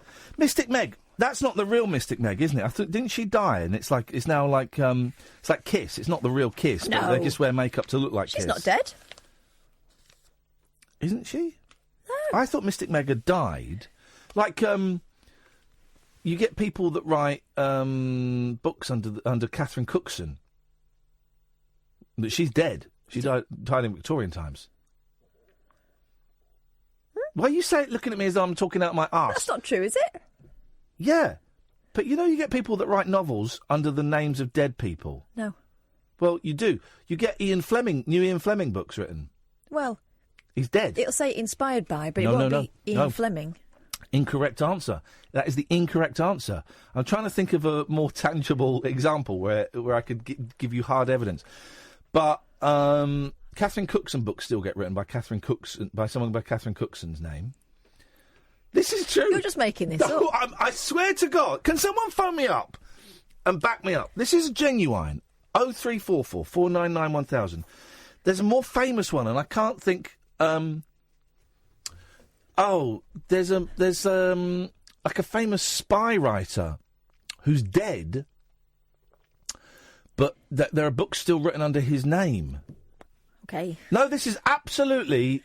You're going to learn something tonight, Katherine. One, you're going to learn humility. And two, you're going to learn what a great guy I am. And three, you're going to learn that I actually know loads and loads of stuff. And four, you're going to learn that there are books written under the names of authors, of dead authors, to this day, in the style of. Right. But they use their name. Why can't we have intellectual callers and listeners that could pick up the phone and go, oh, yes, I know this. I've studied this at university, and I know exactly to which he is referring, and I will call them now and give them my insights. So we get idiots that phone up and tell me how many Muslims they've met in their life. 46. 46. Is Ian Rankin still alive? Ian Rankin is still alive. Yes. Dick Rust. What's his name? Dick Tobler. Dick, the writer Dick. Does it write about horses? Dick Thrust. Dick Ring. What's his name? I'm trying to... Please, I don't know. Help me! Can't help you. Help me out! It's your fact. The writer, Dick Francis. Thank you, Ian. Thank you, me. Actually, genuinely thank myself there. Dick Francis. Dick Francis is dead, isn't he? Is he? Is he? No. I think...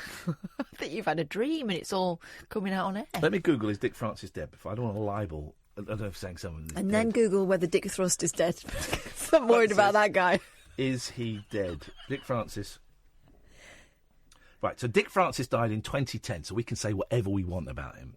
Right, so Dick Francis is dead. Last Dick Francis book. Dick Francis. You're so gonna. You're so. But is this something that they found in his memoirs? Please.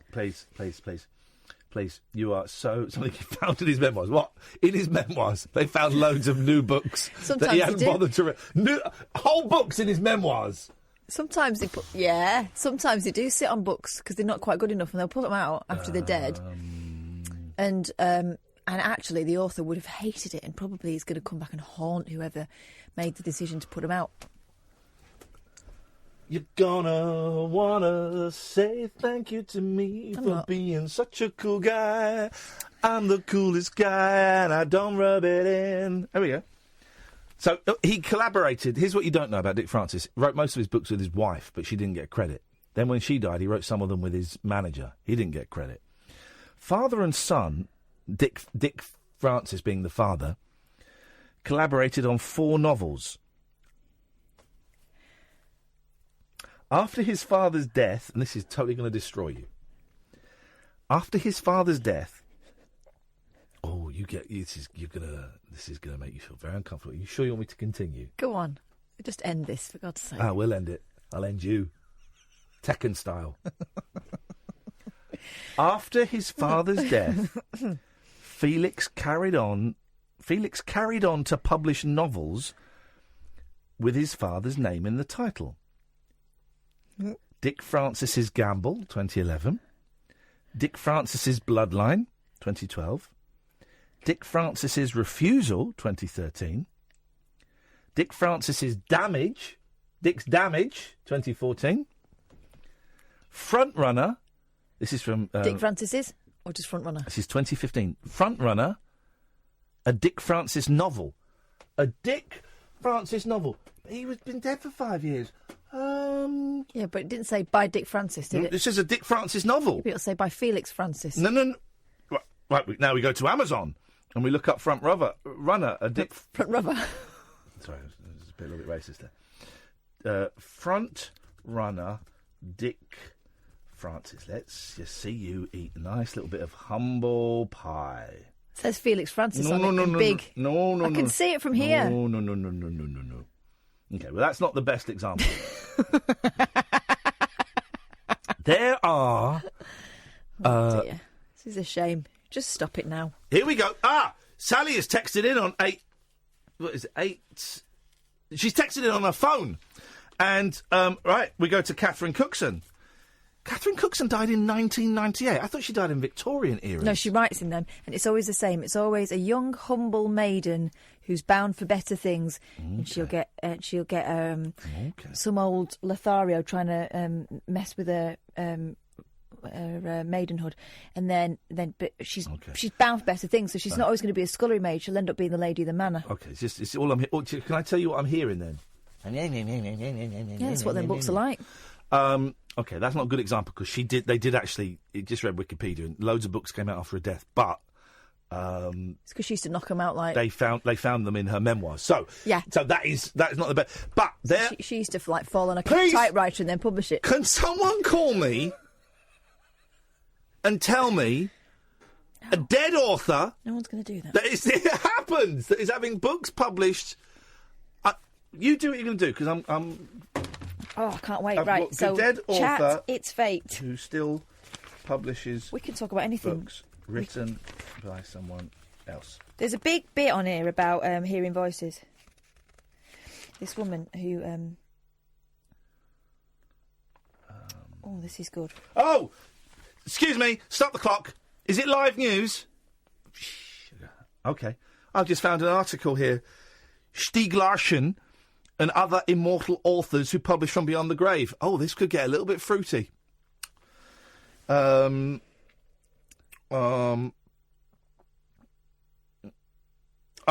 OK. Stieg Larsson's got a new book coming out. Larsson died more than 10 years ago. This new work will be the writing of David Lagerkrantz, who's been commissioned by Larsson's father and brother. The names of Larsson and Lagerkrantz will both appear on the cover. Yeah, so Lagerkrantz also gets a shout-out. Oh! You all right? Ian Fleming died in 1964. So how did he write GoldenEye? But more than 40 James Bond books... because Pierce Brosnan hadn't even been born in 1964. But more than 40... Ian Fleming didn't write the screenplays anyway. James Bond books have been published in the years after Fleming's death. Yeah. 40. Yeah, because it'll be, of the movie. Penned by a variety of writers. Yeah. Yeah. OK.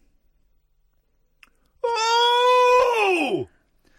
V.C. Andrews, who appears to have kept on writing after her death in 1986. Dozens of her trademark Gothic horror novels have appeared under her name in the 3 decades since her death, thanks to uncredited ghostwriter Andrew Niederman. Oh, yes. Oh, yeah. The famous V.C. Andrews. Totally destroyed you. Just destroyed you there. And I bet you've got the gall to come back after midnight. I'm cool with it. You should leave and let me do this last hour. Because you have embarrassed yourself there. I'm fine. We haven't got time for this because we've got to go to the news. It's live news. Honestly, I'm fine. Yeah, you should. That is your problem, is the news. The Late Night Alternative with Iain Lee on Talk Radio. We have ways of making you talk.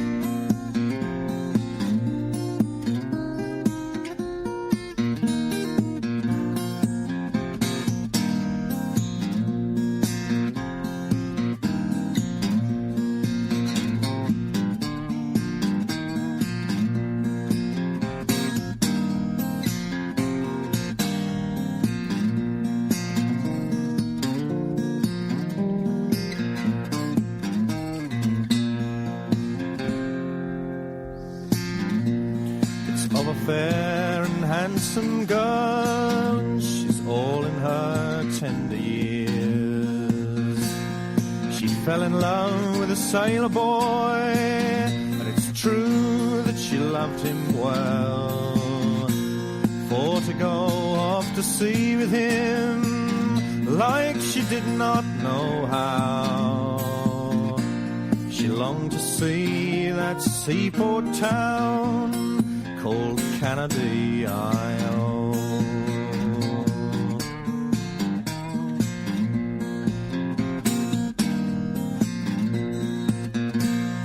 So she bargained with a young sailor boy, it's all for a piece of gold.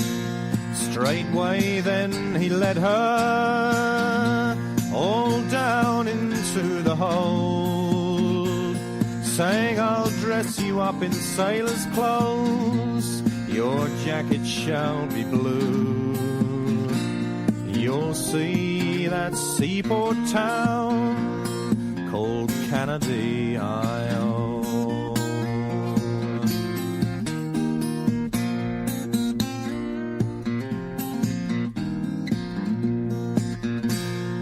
Now when the other sailors heard the news, well, they fell into a rage. And with all the whole ship's company, they were willing to engage, saying, we'll tie her hands and feet, me boys, overboard we'll throw her, and she'll never see that seaport town called Canada-I-O.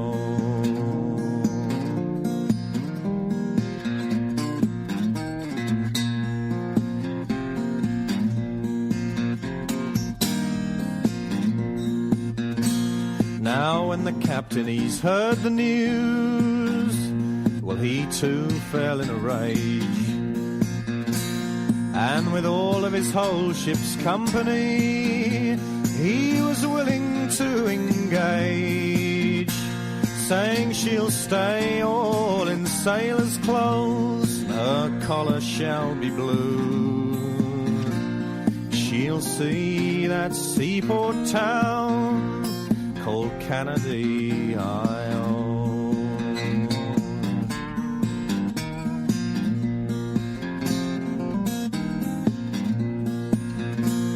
Now when they came down to Canada, scarcely above half a year, she's married this bold captain who called her his dear. She's dressed in silks and satins now, and she cuts a gallant show.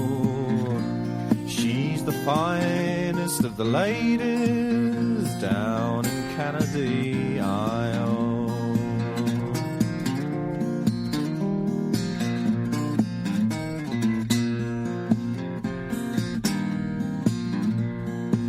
Come all ye fair and tender girls, wheresoever you may be, I'd have you to follow your own true love when he goes out on the sea. For if the sailors prove false to you, well, the captain he might prove true. You see the honour that I have gained by the wearing of the blue. This is some song, man. Listen to his voice. That guitar, I think that's just one guitar doing that in one go. Here's the exciting thing. This is Nick Jones, like I discovered, after everyone else, late last year, and I got the album Penguin Eggs for Christmas. Oh, it's good. Nick Jones is going to be on this show soon. Imagine. He lives miles away. I think he lives in... which one's further, Devon or Cornwall? Devon? Cornwall.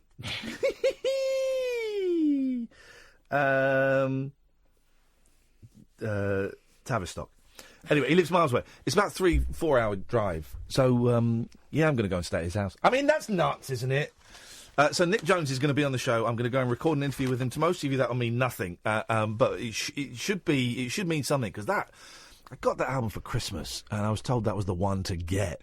It's the one he recorded before he had his horrific car accident. Oh, it's just... it just aches. It just aches. And I'm not a massive fan of English folk. I struggle with it. But he just doesn't enough with it in terms of the guitar playing and that voice, and he just twists it enough. It's a joy. Nick Jones is going to be on the show, which I'm very, very excited about. 0344 499-1000 is the telephone number. I need a pee, but I cannot go because I cannot leave my computer unattended because Katherine will hack into it. I won't. Yes, you Honestly, will. it's you that pulls that trick. I have never, well, I've very rarely done it. And What you can't see is Kath is leaning to one side and her head is leaning the other side to give the impression of being coy and cute and not the SH1T that we all know that she is. Isn't that right, James? Hello, is that you, Ian? Is that you, James? It is, it sure is. It certainly surely is as well this end, brother. What can we do for you this evening? Well, I just heard Nick Jones. We just finished our open mic, and I heard Nick Jones, and I love that song. I can play it myself. Oh, can you now? Yeah, not the way he plays it, though. He plays it in a special tuning, but I've worked out a way of playing it. Oh, a little cheeky little cheek. A little cheat it is. He's brilliant, and I'm embarrassed. I'd never heard of him until I heard a great documentary on the BBC about 3 months ago, and now I just love him, and I'm going to go and meet him and interview him and play it on this show. It's happening. Yeah, wonderful, absolutely wonderful. I've actually played at the same folk club as him. Oh, was he there? Was he there when you played? Yes, wow. he was. In actual fact, he was putting his guitar away. And in the cloakroom at the back, and I went up and I says, "Oh, Nick," I says, "Can I have a go on your guitar?" He says, "No." Good. That's like saying, "Can I have a go on your wife?" You can't say that. I'm assuming this was after the accident. No, this was before it. Well, when was that then? That was years ago. Yeah, the accident. I'm talking about the 70s. Wow. 1974, I think, or 73. Because I think the car crash was about 80 or 81, something like that. Yes, it was. Nearly killed him, and he can't play guitar like he used to because of the damage, but he can still. He's still got the voice. Yeah, he's amazing, I must admit. You know what he did once? You can probably question him on this. Oh, yeah. If anybody was making a noise in the club, he used to turn around and face the wall and tell everybody shut up. And then he would turn around and start playing again. It was very sort of forthright. Oh, good for him. Do you know what I need to buy? I want to immerse myself in his music, so I'm going to treat myself to some Nick Jones. Oh yeah, CDs. I'm going to treat myself to some of that stuff. I love it. The problem he got was the record company that he was signed to was the same one as my friend Rosemary Hardman. Oh yeah, and Rosie's got a lovely voice. And apparently what happened is the guy who owned it sold it to somebody else, the rights. And the guy shelved everything so that they couldn't publish anything.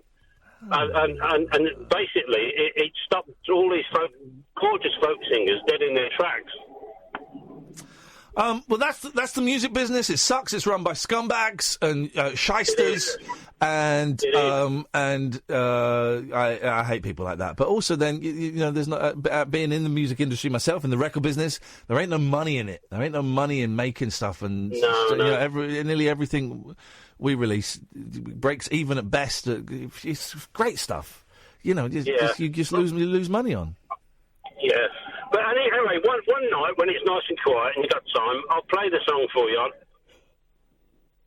Hello? You just disappeared. Hello? Hello. I say one night, when you've got time, I'll play the song for you. Okay. Maybe an abbreviated version, because it's like 6 minutes long. Oh, it's a long song, yeah. Or do it like double fast. Yeah. Who's that in the background? Laugh. Who's the drunk in the background, James? No. We've got Brandon, we've got Jack. Yes, man, the posse. Yes, the posse. They're all from the open mic. Hey, James, can I have a go on your guitar? There you go. You see, you don't ask a guitarist, can I have a go on your guitar? Can I have a go? Can I have a go? I'm glad you should have shoved it up your jacksie. Thank you, James. Always nice to talk to you, mate. The switchboard is empty, as it often is at this time of night. You're welcome to call in about anything you want. We're going to do your stars for the year. Here's the thing, though. There will be some radio shows that will say that and mean it. I mean, Howard Hughes on a Sunday night, they have an astrologer on there. So, is it astrologer or astronomer? Astrologer, isn't it? I always get it confused because I'm thick. 0344 499 1000. This is Talk Radio. The Late Night Alternative with Iain Lee. Unfiltered Night Talk with the original king of unconventional conversation on Talk Radio. We have ways of making you talk. Right, so Ian's gone off for a wee and he's taken his phone with him so he can look at Twitter. The Twitter he's not looking at. And he's taking his computer because he thinks I'm going to go on Twitter that he's not using and shouldn't be open on his computer and write messages, like he does whenever I leave my laptop open. So anyway, that's a little insight into the mind of a 45-year-old man. Anyway, while he does his thing, and he may be some time, he says he was a number one, but who knows. I'm going to tell you about a very interesting case I read about in this publication, serious scientific publication, called Chat It's Fate, which is full of the latest paranormal and psychic news. Now, this is a story of a woman called Romany from Brighton. She's 49 years old. Dancing around the fire, I whispered my heartfelt plea to the god of the flames. Please, give me my own magic show. Show me how, I begged over and over again. What are you reading? The story of Romany. Oh, yeah. Voices told her to leave her husband so she could become a star. Woo-hoo! Yes, ma'am. I was at a music and performing arts festival. Her name's Romany? Apparently. Wow. She's from Brighton. Okay. I was at a music and performing arts festival called Fire Dance in California, USA. That's where California is. I knew it was over that way somewhere. Yeah. I knew it was out west, but I didn't know it was in the USA. United States of America. Oh. I travelled alone to California, USA. Okay. Leaving my husband Martin at home in the UK. Martin sounds like a loser. Well, he sounds like that now. You wait till you hear what happens. Oh, yes. 0344 499 1000, by the way, if you want to join us. An artist and performer, my real dream was to be a professional magician with my own show, but somehow it always seemed just out of my grasp. It was almost as if I was being blocked. My youngest can do a couple of magic tricks now. Really? Yeah, proper ones.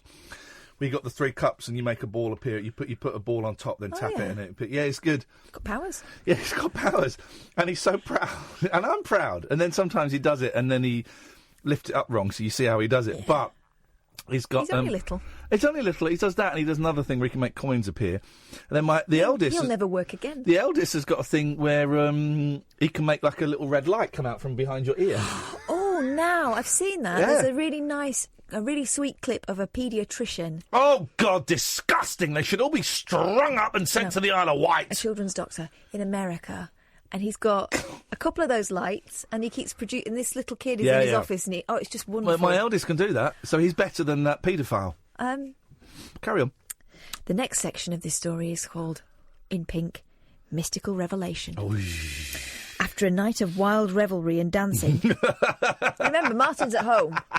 Wild revelry and dancing. And dancing. That's not including the wild revelry.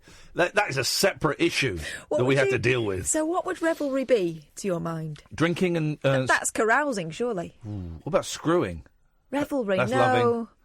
I see revelry debauchery is screwing. Revelry to me would be dancing on a bar. Yeah. Atop the bar. Like hijinks would go into revelry. Hijinks is like putting fireworks down a toilet and flushing it. Or a cone on a statue's head. There we go, you see. Or bringing a tree home, like one of my housemates I hated students when I was a student. Yeah, so did I. I hated being a student. It was such hard work to be so wacky all the time. And drunk. Yeah. Anyway, after a night of wild revelry and dancing, use your imagination. We've all been young once. Haven't we? Well. I decided to go for a hike in the forest to clear my head. I'm David Babcock and I got my willy stuck in the hoover. Just so you know what show you're listening to. I put my trainers on and marched briskly down to the leafy trail. As the sun began to set, I enjoyed a moment of complete solitude. I was miles away from the nearest human being. The only sound was the cracking of twigs under my feet. Oh. And then, out of nowhere, I heard a voice speak. Why does life have to be so unfair? No, it wasn't that one. Oh. The voice said, "Leave Martin." It was a dogger. a dogger was telling her to leave her husband. The voice ordered me, sell your house. Ordered. Go to Las Vegas. Don't tell Martin you're selling your house. Are you sure it wasn't the hangover that was telling her that maybe... Martin must never know you're selling your house. Psychic all my life, I realised at once that the voice wasn't from someone who was physically present there with me in the forest. No. OK, big pink writing, spirit presence. The voice was from spirit. Are you mad? Possibly. But why was it telling me to leave Martin, my husband of 5 years? I loved him dearly. Oh, God. She loved him, and she's listening to ghosts, and they're telling her to leave, and she's considering it, despite her loving him? I turned around and walked back to the festival campsite, deep in thought. OK, and high on drugs. I'm sure she wasn't. This voice, without sound, but absolutely clear, had actually spoken to me twice before. In a loo in Portugal. In a loo? Yes. That's not a place, a toilet, a loo. Oh. In Portugal, and I've again... heard voices in toilets, but they tell me to do bad things. And again in my flat in Shepherd's Bush. Both times, it had told me to wipe myself better. No, not really. No. You're a pervert. Both times, it had told me to leave Martin. This person does not like Martin. No. Martin sounds like a... Well, Poor Martin. I bet he's a stand-up guy. It's not Martin Kellner, is it? No, it's a German Martin. More is going to be revealed in a second. OK. Martin. Martin. His probably name is the Martin. My name is Martin, and I would like to spank your bottom, please. Very hard with my willy. I'd ignored it both times, the time in the loo and the time in Shepherd's Bush. I couldn't... My Lubenschaften! My Lubenschaften is getting arousing! Oh, God. I couldn't bear to think how much Martin and I would both suffer if we parted. No. This time, though, I knew it was answering my prayer from last night. The drunk one. If I wanted to be a successful magician, I had to give up my marriage. The message from Spirit was crystal clear. Because there are no successful married magicians. Everybody knows that. What was I going to do? Magic or Martin? Magic or Martin?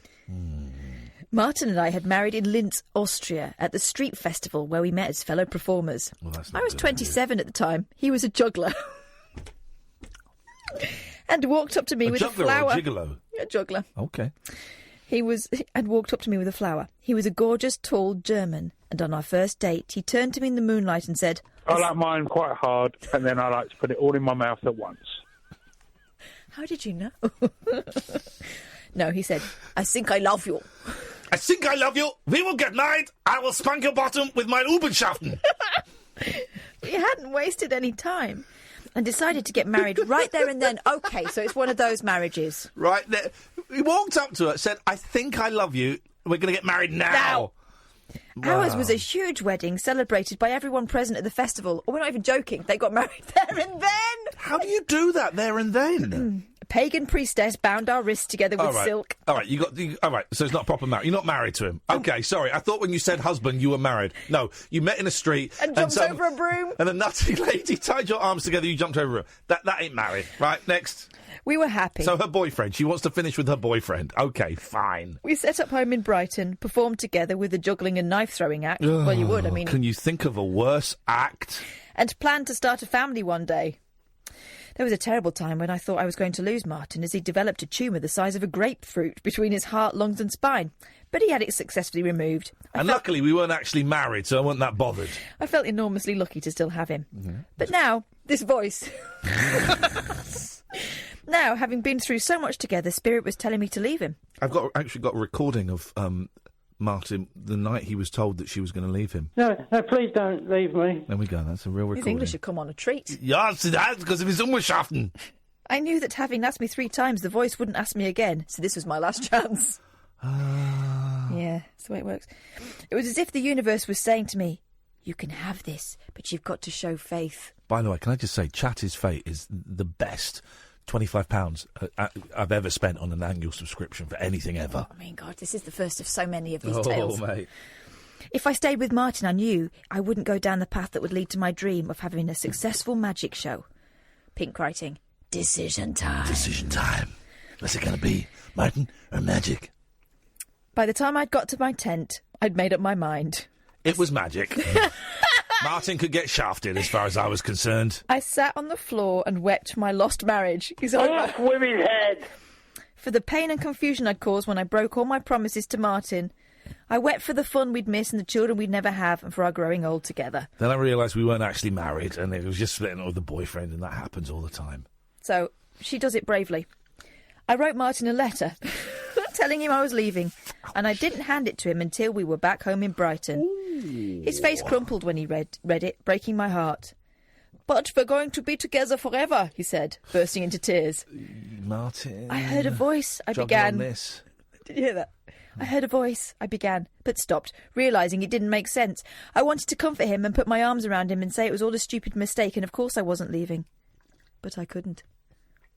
I'd made my decision and my path was set. Come what may, I'd be leaving the UK for Las Vegas in America in about 4 months' time. It was the hardest 4 months of my life. I loved Martin, and the longer I was at home, the more I felt I couldn't give a damn about any voice. But it was too late. It's too late, of course it was. Because Martin had moved on. Had he? Yes. He was gone. Good He for started him. a new relationship with someone else, and having made the decision to separate, I had no choice but to accept it.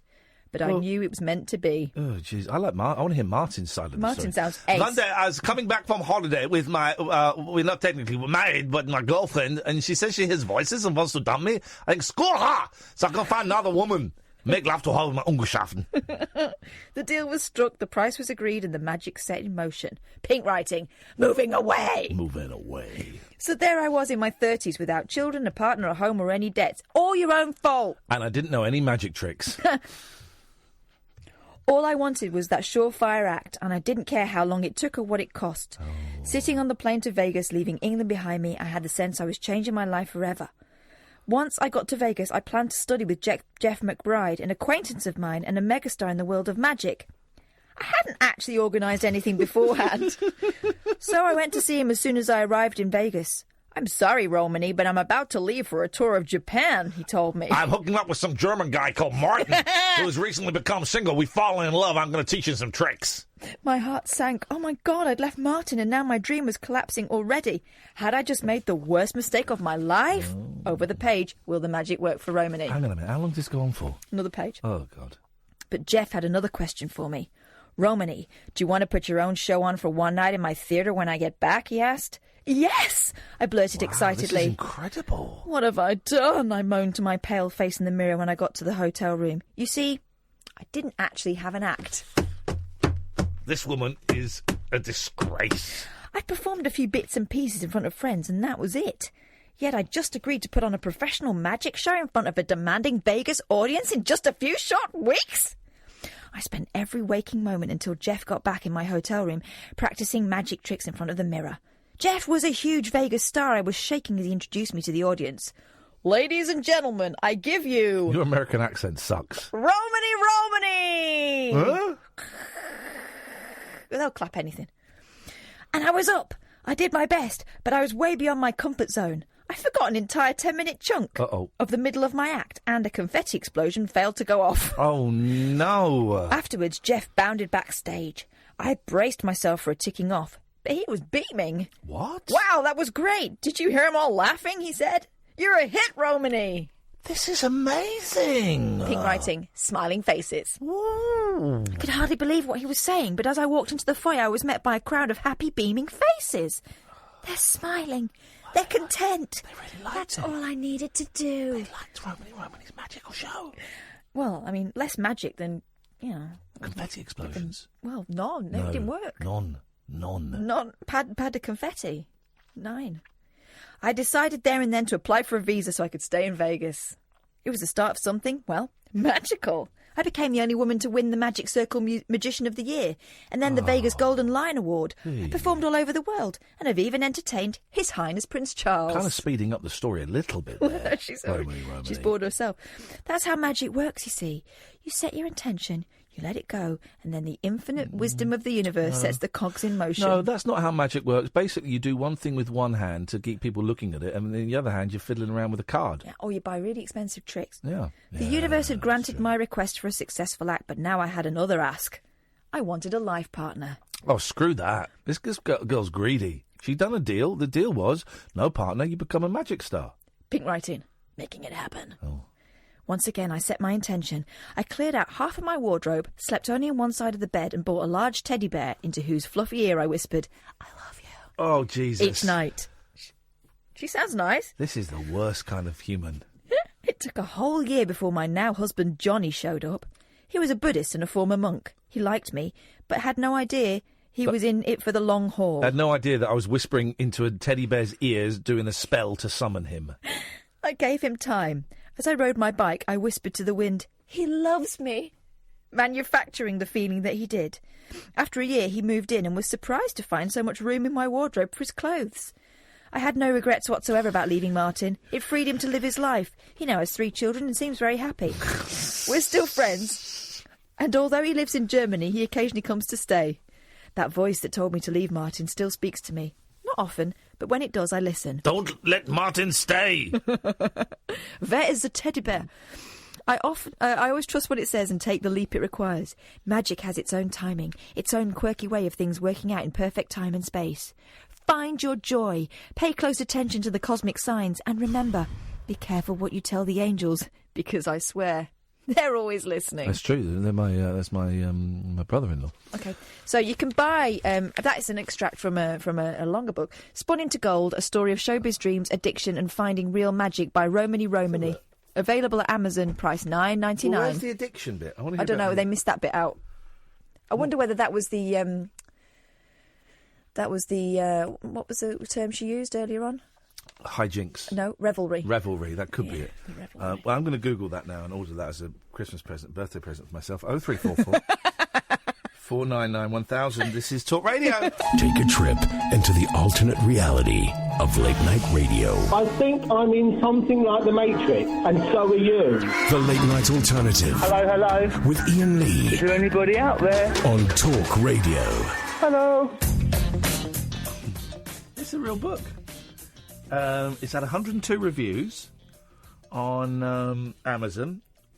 The lowest review, 4 stars. Oh. Yeah. Sounds like an awesome book. Sounds like a classic good. for our time. Here we go. A book I couldn't put down. Just enough of a hint at the end of each chapter to make you want to keep turning the pages. I enjoyed this book, reading about a life full of sparkle and magic. An insight into another world. Really interesting to see the ups and downs that Romany faced. I'm looking at this other review. It says, "This was rubbish."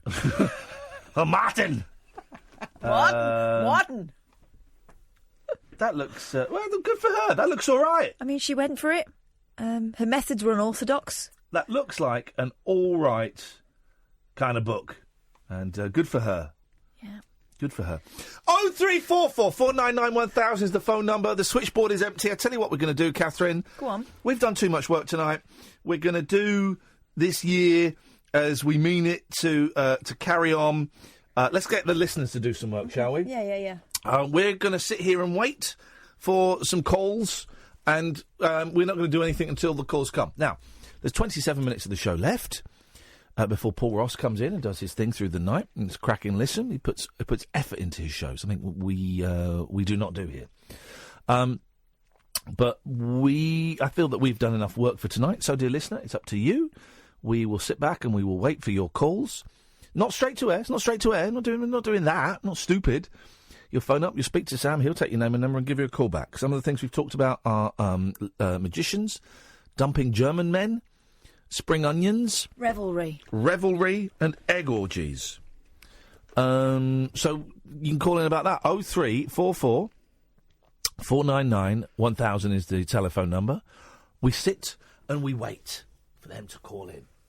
Because ain't doing... if we do the whole show ourselves... the last hour without any calls, then they're going to think, "Oh, that's why we." Why are they doing calls? Then? Exactly, that's the way to do it. So no, pull your finger out, guys. I'm going to do some googling while I'm waiting, and I'm going to nip to the loo. I think. Oh, you go to the loo? Yeah. I'm going to. Well, you go in. Made me think. Do I want one? And of course now, I do. I've just ordered some DVDs and a Jeffrey Tambor autobiography. So away you go. Off you go. Let's wait. I'm just logging out. Okay.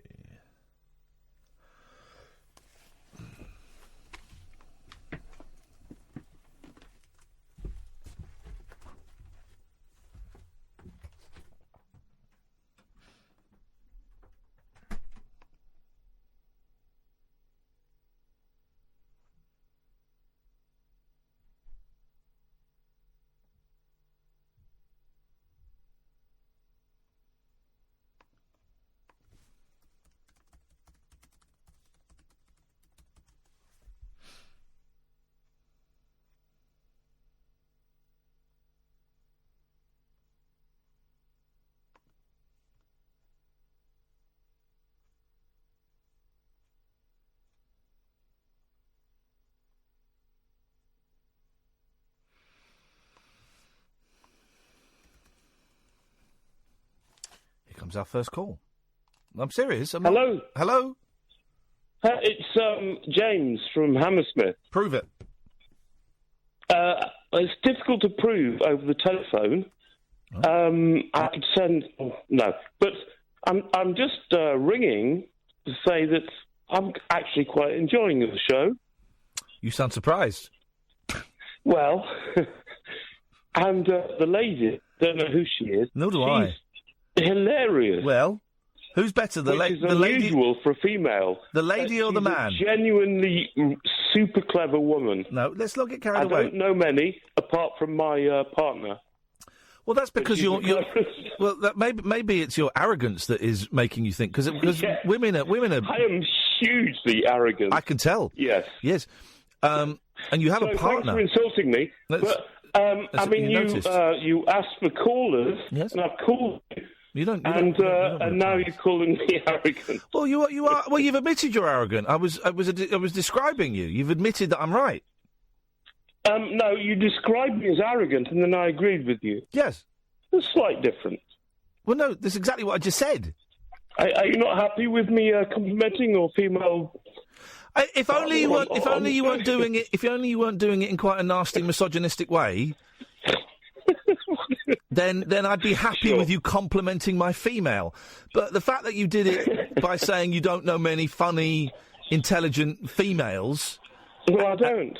Well, do you? Yeah, I do. I know Apart from loads. The person sitting next to you. I know loads because I'm not an arsehole. And nice people, nice, intelligent, funny people approach me and talk to me. I think maybe the reason you don't know many nice, funny, intelligent females is because they don't want. Why would they want to talk to you? Oh, so you're now being a shock jock, are you? Nope. Is that your new approach? No, I'm being honest. I'm being a mirror. I'm being a mirror. A mirror? Yeah. So I'm like you? Sorry? But reversed? Actually, you're not as clever as you think. Okay, fine. No, no, not at all. Here's the thing: just be nice, and nice people get attracted into your life. Did I say I needed someone to be attracted into my life? I don't think you know what words mean. You know that some words have more. No one knows what words mean because words have meaning. Yes. What's up with you? Gosh, you really aren't as clever as you think you are. You know that some words have more than one meaning. Well, yes. Okay, well then that sentence that I said to you about attraction. To all of your listeners. It's not obvious to. Well, I'm glad that you spotted it. Has more than one meaning. I'm glad you spotted that. Then you're a very bright man. You asked for a caller, and I've called in. Yeah. Okay. You should be pleased. No, I was hoping we get a good caller, not a misogynist. So what do you want me to say for you? Because you're clearly a man who needs his ego polishing. Oh God, no, not at all. I just don't like people being rude to women or being rude to anyone. You were. I actually said she was very funny for a female. Yeah, for a female. What's wrong with that? Yeah. Okay. I don't believe you've got a partner. Well, maybe I've got several. Anyway, I doubt it. What would you like me to say? Goodbye. In order to brush your ego. Goodbye.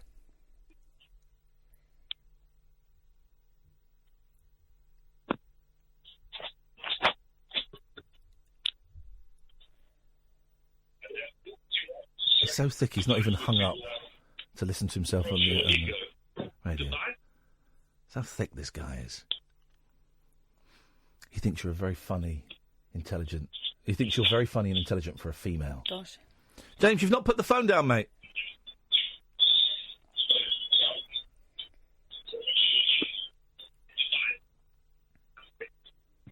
Could you massage my ego by hanging up? There we go, he's done it. Well done. You're very funny and intelligent for a female. I know, those ovaries do get in the way often, don't they? He doesn't know. He doesn't know many funny and intelligent females apart from you and his partner, which I think is made up. She must have a sense of humour. This is more like it. 0344 499 1000. This is Talk Radio. Take a trip into the alternate reality of late night radio. I think I'm in something like the Matrix, and so are you. The Late Night Alternative. Hello. With Iain Lee. Is there anybody out there? On Talk Radio. Hello. I enjoy this. When we put out a call to arms, you often ignore us. But tonight, you have risen as one. Let's go... Oh! Have you seen that? You seen what's on that screen, Sam? You seen? Sam, come on the microphone. Yeah, what am I looking at? Tell me the names of the callers we got coming up. Yeah, I got it. It's Paul and Ross. Paul and Ross are coming up. It's exciting, isn't it? We've got Paul Ross coming in a bit. This is nuts. This is insane. Chat, let's fate. They need to know about this. Let's go to Paul first. How are you doing, man? You okay? I'm very, very well, Paul. I'm giggling a lot. It's always lovely to come back. I love this job. I love working with Katherine. It's good to see Sam back after a few weeks. I'm in a good place, man. Good, man. Good to hear. I just want to wish you Bloys in there with Zara. How dare you? How dare... What does it mean? Happy New Year. I'll let that one Say pass. it again. Bloisin. Bloisin. Yeah. Newydd. Newydd. Dda. Bloisin newydd dda. Yeah, it's kind of like... It's almost backwards. It's like year, new, good. Yeah. There we go. There we Bloisin go. newydd dda. Oh, I got it. Newydd dda. I'm in. I like it. I'm looking at Nick. I'm looking at Nick Jones' albums, right? They're all. That's what I was calling as well, man. Oh, really? That was awesome. Dude, So they're all deleted. I'm looking at the one from 1978, From the Devil to a Stranger. On Discogs, it's 72 quid. What? They're all deleted. Are you aware of Nick Jones? No, I'm not actually, and I'm a big fan of. Well, I know you said earlier you didn't like kind of English folk music. Yeah. I love all that kind of stuff. Any acoustic guitar and a singer which tells a story is great for me. Oh, you people love that stuff. Not that one. You people. We do. Well, treat yourself to Penguin Eggs, the Nick Jones album, what? because I can't find any of the other albums at a reasonable price. I totally will, man. I've got a recommendation for you as well, but it's not an album, and it's actually a documentary. And it's superb. It's a road movie. It's called Austin to Boston. If you've not seen it, it's on Netflix. So in fact, I don't know if it is on Netflix anymore. I think they've taken it back off. Oh, but it might be on Amazon Prime. What is it? It's got Ben Howard, who is an outstanding guitarist, outstanding and really, really great vocalist too. It's got the Staves, who are three sisters, who've got what they call like a blood harmony. Oh, whoa! The Staves, we like them. Chat, let's fate. I've just got into the Staves. How good are they, man? Well, they don't reply to my tweets, so they're not Might great. be a bit busy. They replied to mine, man. Did they? We invited them on the show, and they didn't reply. They replied to mine a few weeks ago when I mentioned Austin to Boston being taken off Netflix, as it happens, yeah. Oh. And they retweeted, and they gave me a high fives as well. Well, they didn't. When I said, please come on my radio show, they ignored it. Well, I might have to be the go-between. Oh, for mate, you, buddy. do it. You know, Send them a little tweet, because help I heard a song of theirs on Six Music about a month ago that blew my mind, and I ordered the album, and it's just they're incredible. It really is. There's a song called Wisely and Slow. It's the first song on one of those albums, right? And the first minute and a half, 2 minutes of it is just the a cappella vocals, just the harmonies. And then after that, you get like this little bit of drums and guitar. Oh, my God, it's good. Mate, ask them to come on the show, please. Thank you. I will do. Thank you, mate. But the other ones, you've got Bears Down and Nathaniel Rapist were on there. Bear Downs and the Family Rapist? What? Bears Den. Bears Den? Yeah, and Nathaniel Rapist. Nathaniel Rapist. And they really thought it said Family Rape. I thought, well, gosh, these band names are getting very edgy. Very edgy these days. A bit much, isn't it? Yes. But those are the four bands, and it was organised by one of the guys from Mumford & Sons, and it starts in Austin, goes to Boston, and I see. it's just in these VW vans. All right, I'm in. Do you know what? I'm having some of that. Well, in that case, let me recommend something to you on Netflix. Yes, please. The Loudon Wainwright III special. Okay. I can't remember what it's called. It's about his father, Loudon Wainwright, Netflix. Are you aware of Loudon Wainwright? No. Thank me later. Loudon Wainwright III, surviving twin. Right. I'm on it, buddy. I'm on it. There's also a bonus podcast where you spoke to him, right? Oh, yeah, we had Loudon Wainwright on the show once. Loudon Wainwright III, surviving twin. It's on Netflix. It's absolutely beautiful. He's Rufus Wainwright's dad. And Martha Wainwright's dad. Oh, right, okay. To put it into some kind of popular context. I've seen Rufus play, and I've seen Rufus's mum play as well, I'm sure. Yeah, I can't remember what her name was, because she's passed away, I think, wasn't she? She was a great singer. Right, I'm going to have a look at this. Loudon Wainwright III, surviving twin. It's brilliant, beautiful, poignant, hilarious, dumb, schmaltzy. It's all of that stuff, and he's a great story. In fact, it just reminded me, I'm only halfway through it, so I might watch the rest of that tomorrow. Hey, mate, it's great to talk to you. Nice to you, Paul. Catherine, glad to know was there, and I will see you again. Thank you very much indeed. Why is he only wishing you a Happy New Year, not me? Because he knows you don't like it. That was Paul. This is Ross. That's freaky, that was, wasn't it? It was freaky, mate. What have we got for us, Ross? Oh, no, nothing really, to be honest with you. I've been listening since 12 and just sitting back and just chilling and listening to you two reading that story, which was nice. And then you made the call. You said people ring in, so here I am. And you did, Ross, right. you did, mate. God bless you for that. I just wanted to say Happy New Year, and I just wanted to say that I enjoy the show. I haven't really got anything. You said about what you want the year to go on, the things you want to kind of carry on the year. Yeah. And I'll be honest with you, I never talk about this, but I'd love to lose a bit of weight. The last few years, I've put, because I've got kids. You know what it's like when you've got kids. You don't tend to go out and exercise as much as you should. And also there's a lot of grazing going on. Kids' leftovers. Oh man, that's bonus meal for dads. Oh God, yeah, I am probably the dustbin, but I'm not depressed or nothing like that. But I just sometimes get you down that you just kind of you put weight on, and this year I really want to just make a bit of an effort. How old are you, Ross? 38. Okay, I found once I got to sort of 39, 40. Before, if I put on a bit of weight and I got a little bit of a belly, all I'd have to do was not eat pasta and bread for like a week, and it would go. It would a week to 10 days, it would go. Then when I got to about 39, 40, it was just that bit harder, and it might take a month for it to go. And now at 45, I've got a little bit, not masses, but I've got boobs and I've got a belly, and I can't get rid of it. Yeah. Whatever I seem to do. Well, because the problem is when you've got kids, you sort of tend to have what they have, and that's not always the best food. And I try not to give my two girls like too much rubbish, but that's the thing. They're addicted to things like pasta. They absolutely love pasta. And Kath knows as well. When you got kids, she's got kids, isn't she? So that's hard to do different things. That's hard to do, and so you just have what they have. And I just sometimes all my friends are like.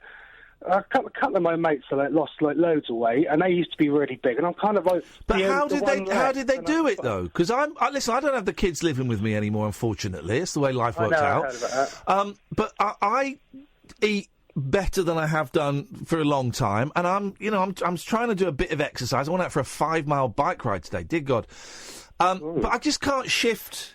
Well, I think you need to ease off on the worrying about that because your metabolism is all over the shop with the reduction in medication and stuff like that. Yeah. So give it a little while. Well, I know, but you're doing the right things. You're doing healthy things. But nothing is shifting, and I hear the pain in Ross's voice. Yeah, I know. What do we do, Ross?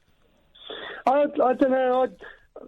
I don't eat loads of rubbish. I think I just eat at the wrong time, and I should sometimes just get more exercise. And it's like you've got kids. That's hard to get, especially in the winter. It's hard to get them outside, and you just struggle sometimes to actually get outside. So what I have started doing, and what I'm going to carry on doing, is I actually this isn't a coincidence, but I do listen to you for the first half an hour every single night at 10 o'clock. I go out for a walk, half an hour. Half an hour walk. And that's all, because I always remember you talking, I think that was last year or the year before, and you said to me, you went for like a 5-10 mile walk, and you walked, and you just said you enjoyed going there for that walk. I haven't done that for ages. Yeah, I did say that. I've not done that for ages, man. And I always remember you saying that, and that got me into walking, and I put music on for half an hour, and then now I put you on at 10 o'clock. I put you and Kath on for half an hour. I don't call in because I'm walking, and I'll get too out of breath. But I listen I just get half an hour every night, and I need to do that every single night. And I think that, maybe half an hour might be enough, and try and cut back on the rubbish. And I think, but I always remember you saying that, Ian. I always remember you saying that you went out for that long walk, and that clears your head, and that made you feel a lot better. Yeah. And, it's certainly good for I don't know if I lost any weight, but it certainly made me feel better, and it certainly I found it inspirational in that if I did come in, Paul Ross, I'd be freaking us out. I'd be sending or making loads of notes of ideas and things like that I'd come up with. Do it, brother. Yeah. You can do it, Ross. Yeah, I'll kick that. I don't call you up, Matt. I need to do it now and again, but I listen every night. We love the quality of your calls, brilliant. and we miss you, and we love you, and we want the best for you, and I want to come and massage you. Get out of this, Ross. This one's mine. This not you, Ross. I'm talking that Ross. Paul Ross, stay out of this. This one is mine. Hello, Ross. Hello. Ross, you've got to say hello, Ross. Is that actually the real Paul Ross? I'm afraid so. Not one of the many substitutes knocking around. Not my doubles. They've cloned me. We've not had the results back from the laboratory yet, but until then, we have to assume it is the real Paul Ross. What a great caller, though. Thank you for that, Ross. Thank you, Ross. See you later on, mate. Now, tomorrow night you've got to... Tomorrow night you've got to get an Iain and a Lee and a Kath and somebody with a horrible boil. Oh, just saying. Do you want me to punch him for you, my darling? No, he's right. Oh. He's right. She's one of the few funny females I know. God. Was that great? He was a lovely fellow, though. You were a little harsh on him, weren't you? You were pulling his chain a little bit, weren't you? He was horrible, No, he wasn't at all. Yes, it wasn't quite what you quoted back at him. He obviously had a sniff of the barmaid's apron, I surmised. Yes. What you quoted back at him wasn't exactly what he said. No.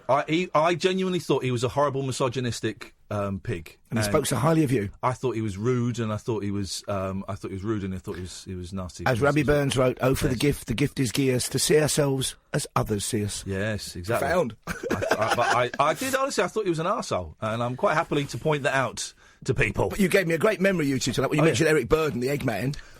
Were you aware of the egg? I was, because I interviewed him about 15 years ago. He had one of these autobiographies out. He's written quite a few of them. And he was a lovely fella, and he talked about his terribly tough childhood, with real kind of working class in the North East. Smoked his first cigarette at the age of 10, was drinking beer before he left primary school. All those stories, horrible bullying school. An art teacher kind of saved him. And then he was very ahead of his time. He's big friends with Jimi Hendrix. In fact, his first wife, Angela King, left him to become one of Jimi Hendrix's many girlfriends. Wow. She was one of the last people to see Jimi Hendrix alive. And when they found the body, Eric Burden got the call at the same time as the emergency services. Wow. Like in 1970, and then he helped discover War, that great California funk band who I love. But I did the interview with him. He told some great stories. He was very measured.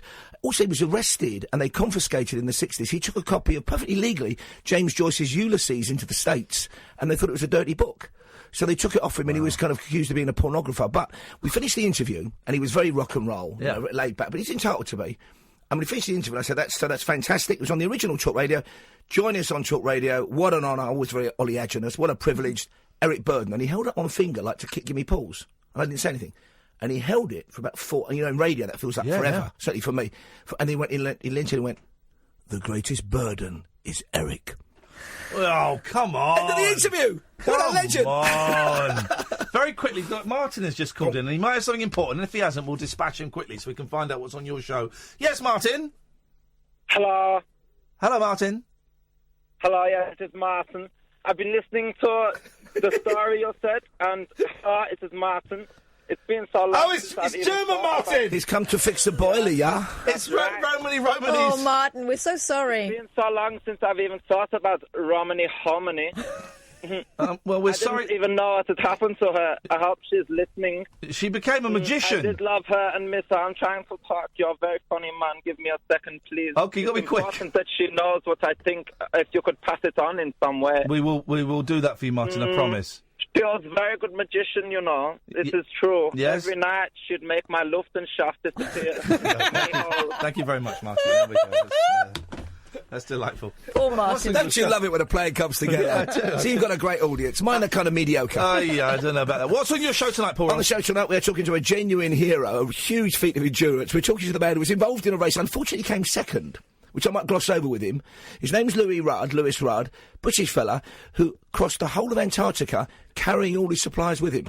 And he was beaten by, possibly Martin, a German. He just got back into the UK, but he's a lovely fellow, so we're talking to him live. How long did that take him? It took about 2.5 months, I think. It's a long old... They traversed, he didn't go across the South Pole, but he crossed the whole of Antarctica. I did 5 miles on a bike today, and it took me 45 minutes, and I wanted to die at the end of it. Imagine doing that. For months.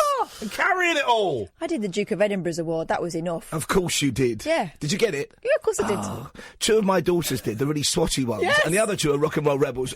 Still chide them for it. Yeah. So you got that? Anything else? We've got loads of stuff. We've got talking about for January. We've also got a couple of big anniversaries coming up for next year. We're going to be marking in advance. One of which is, which I think they've given details of the coins that are out for next year, and they're marking the 75th anniversary of D-Day, the 200th anniversary of the birth of Queen Victoria. Yeah. What they're not marking, I think, is the huge central event of the last century, September 1939.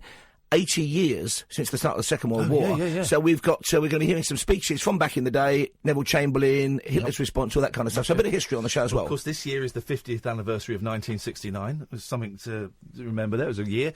Paul Ross coming up. This is Talk Radio.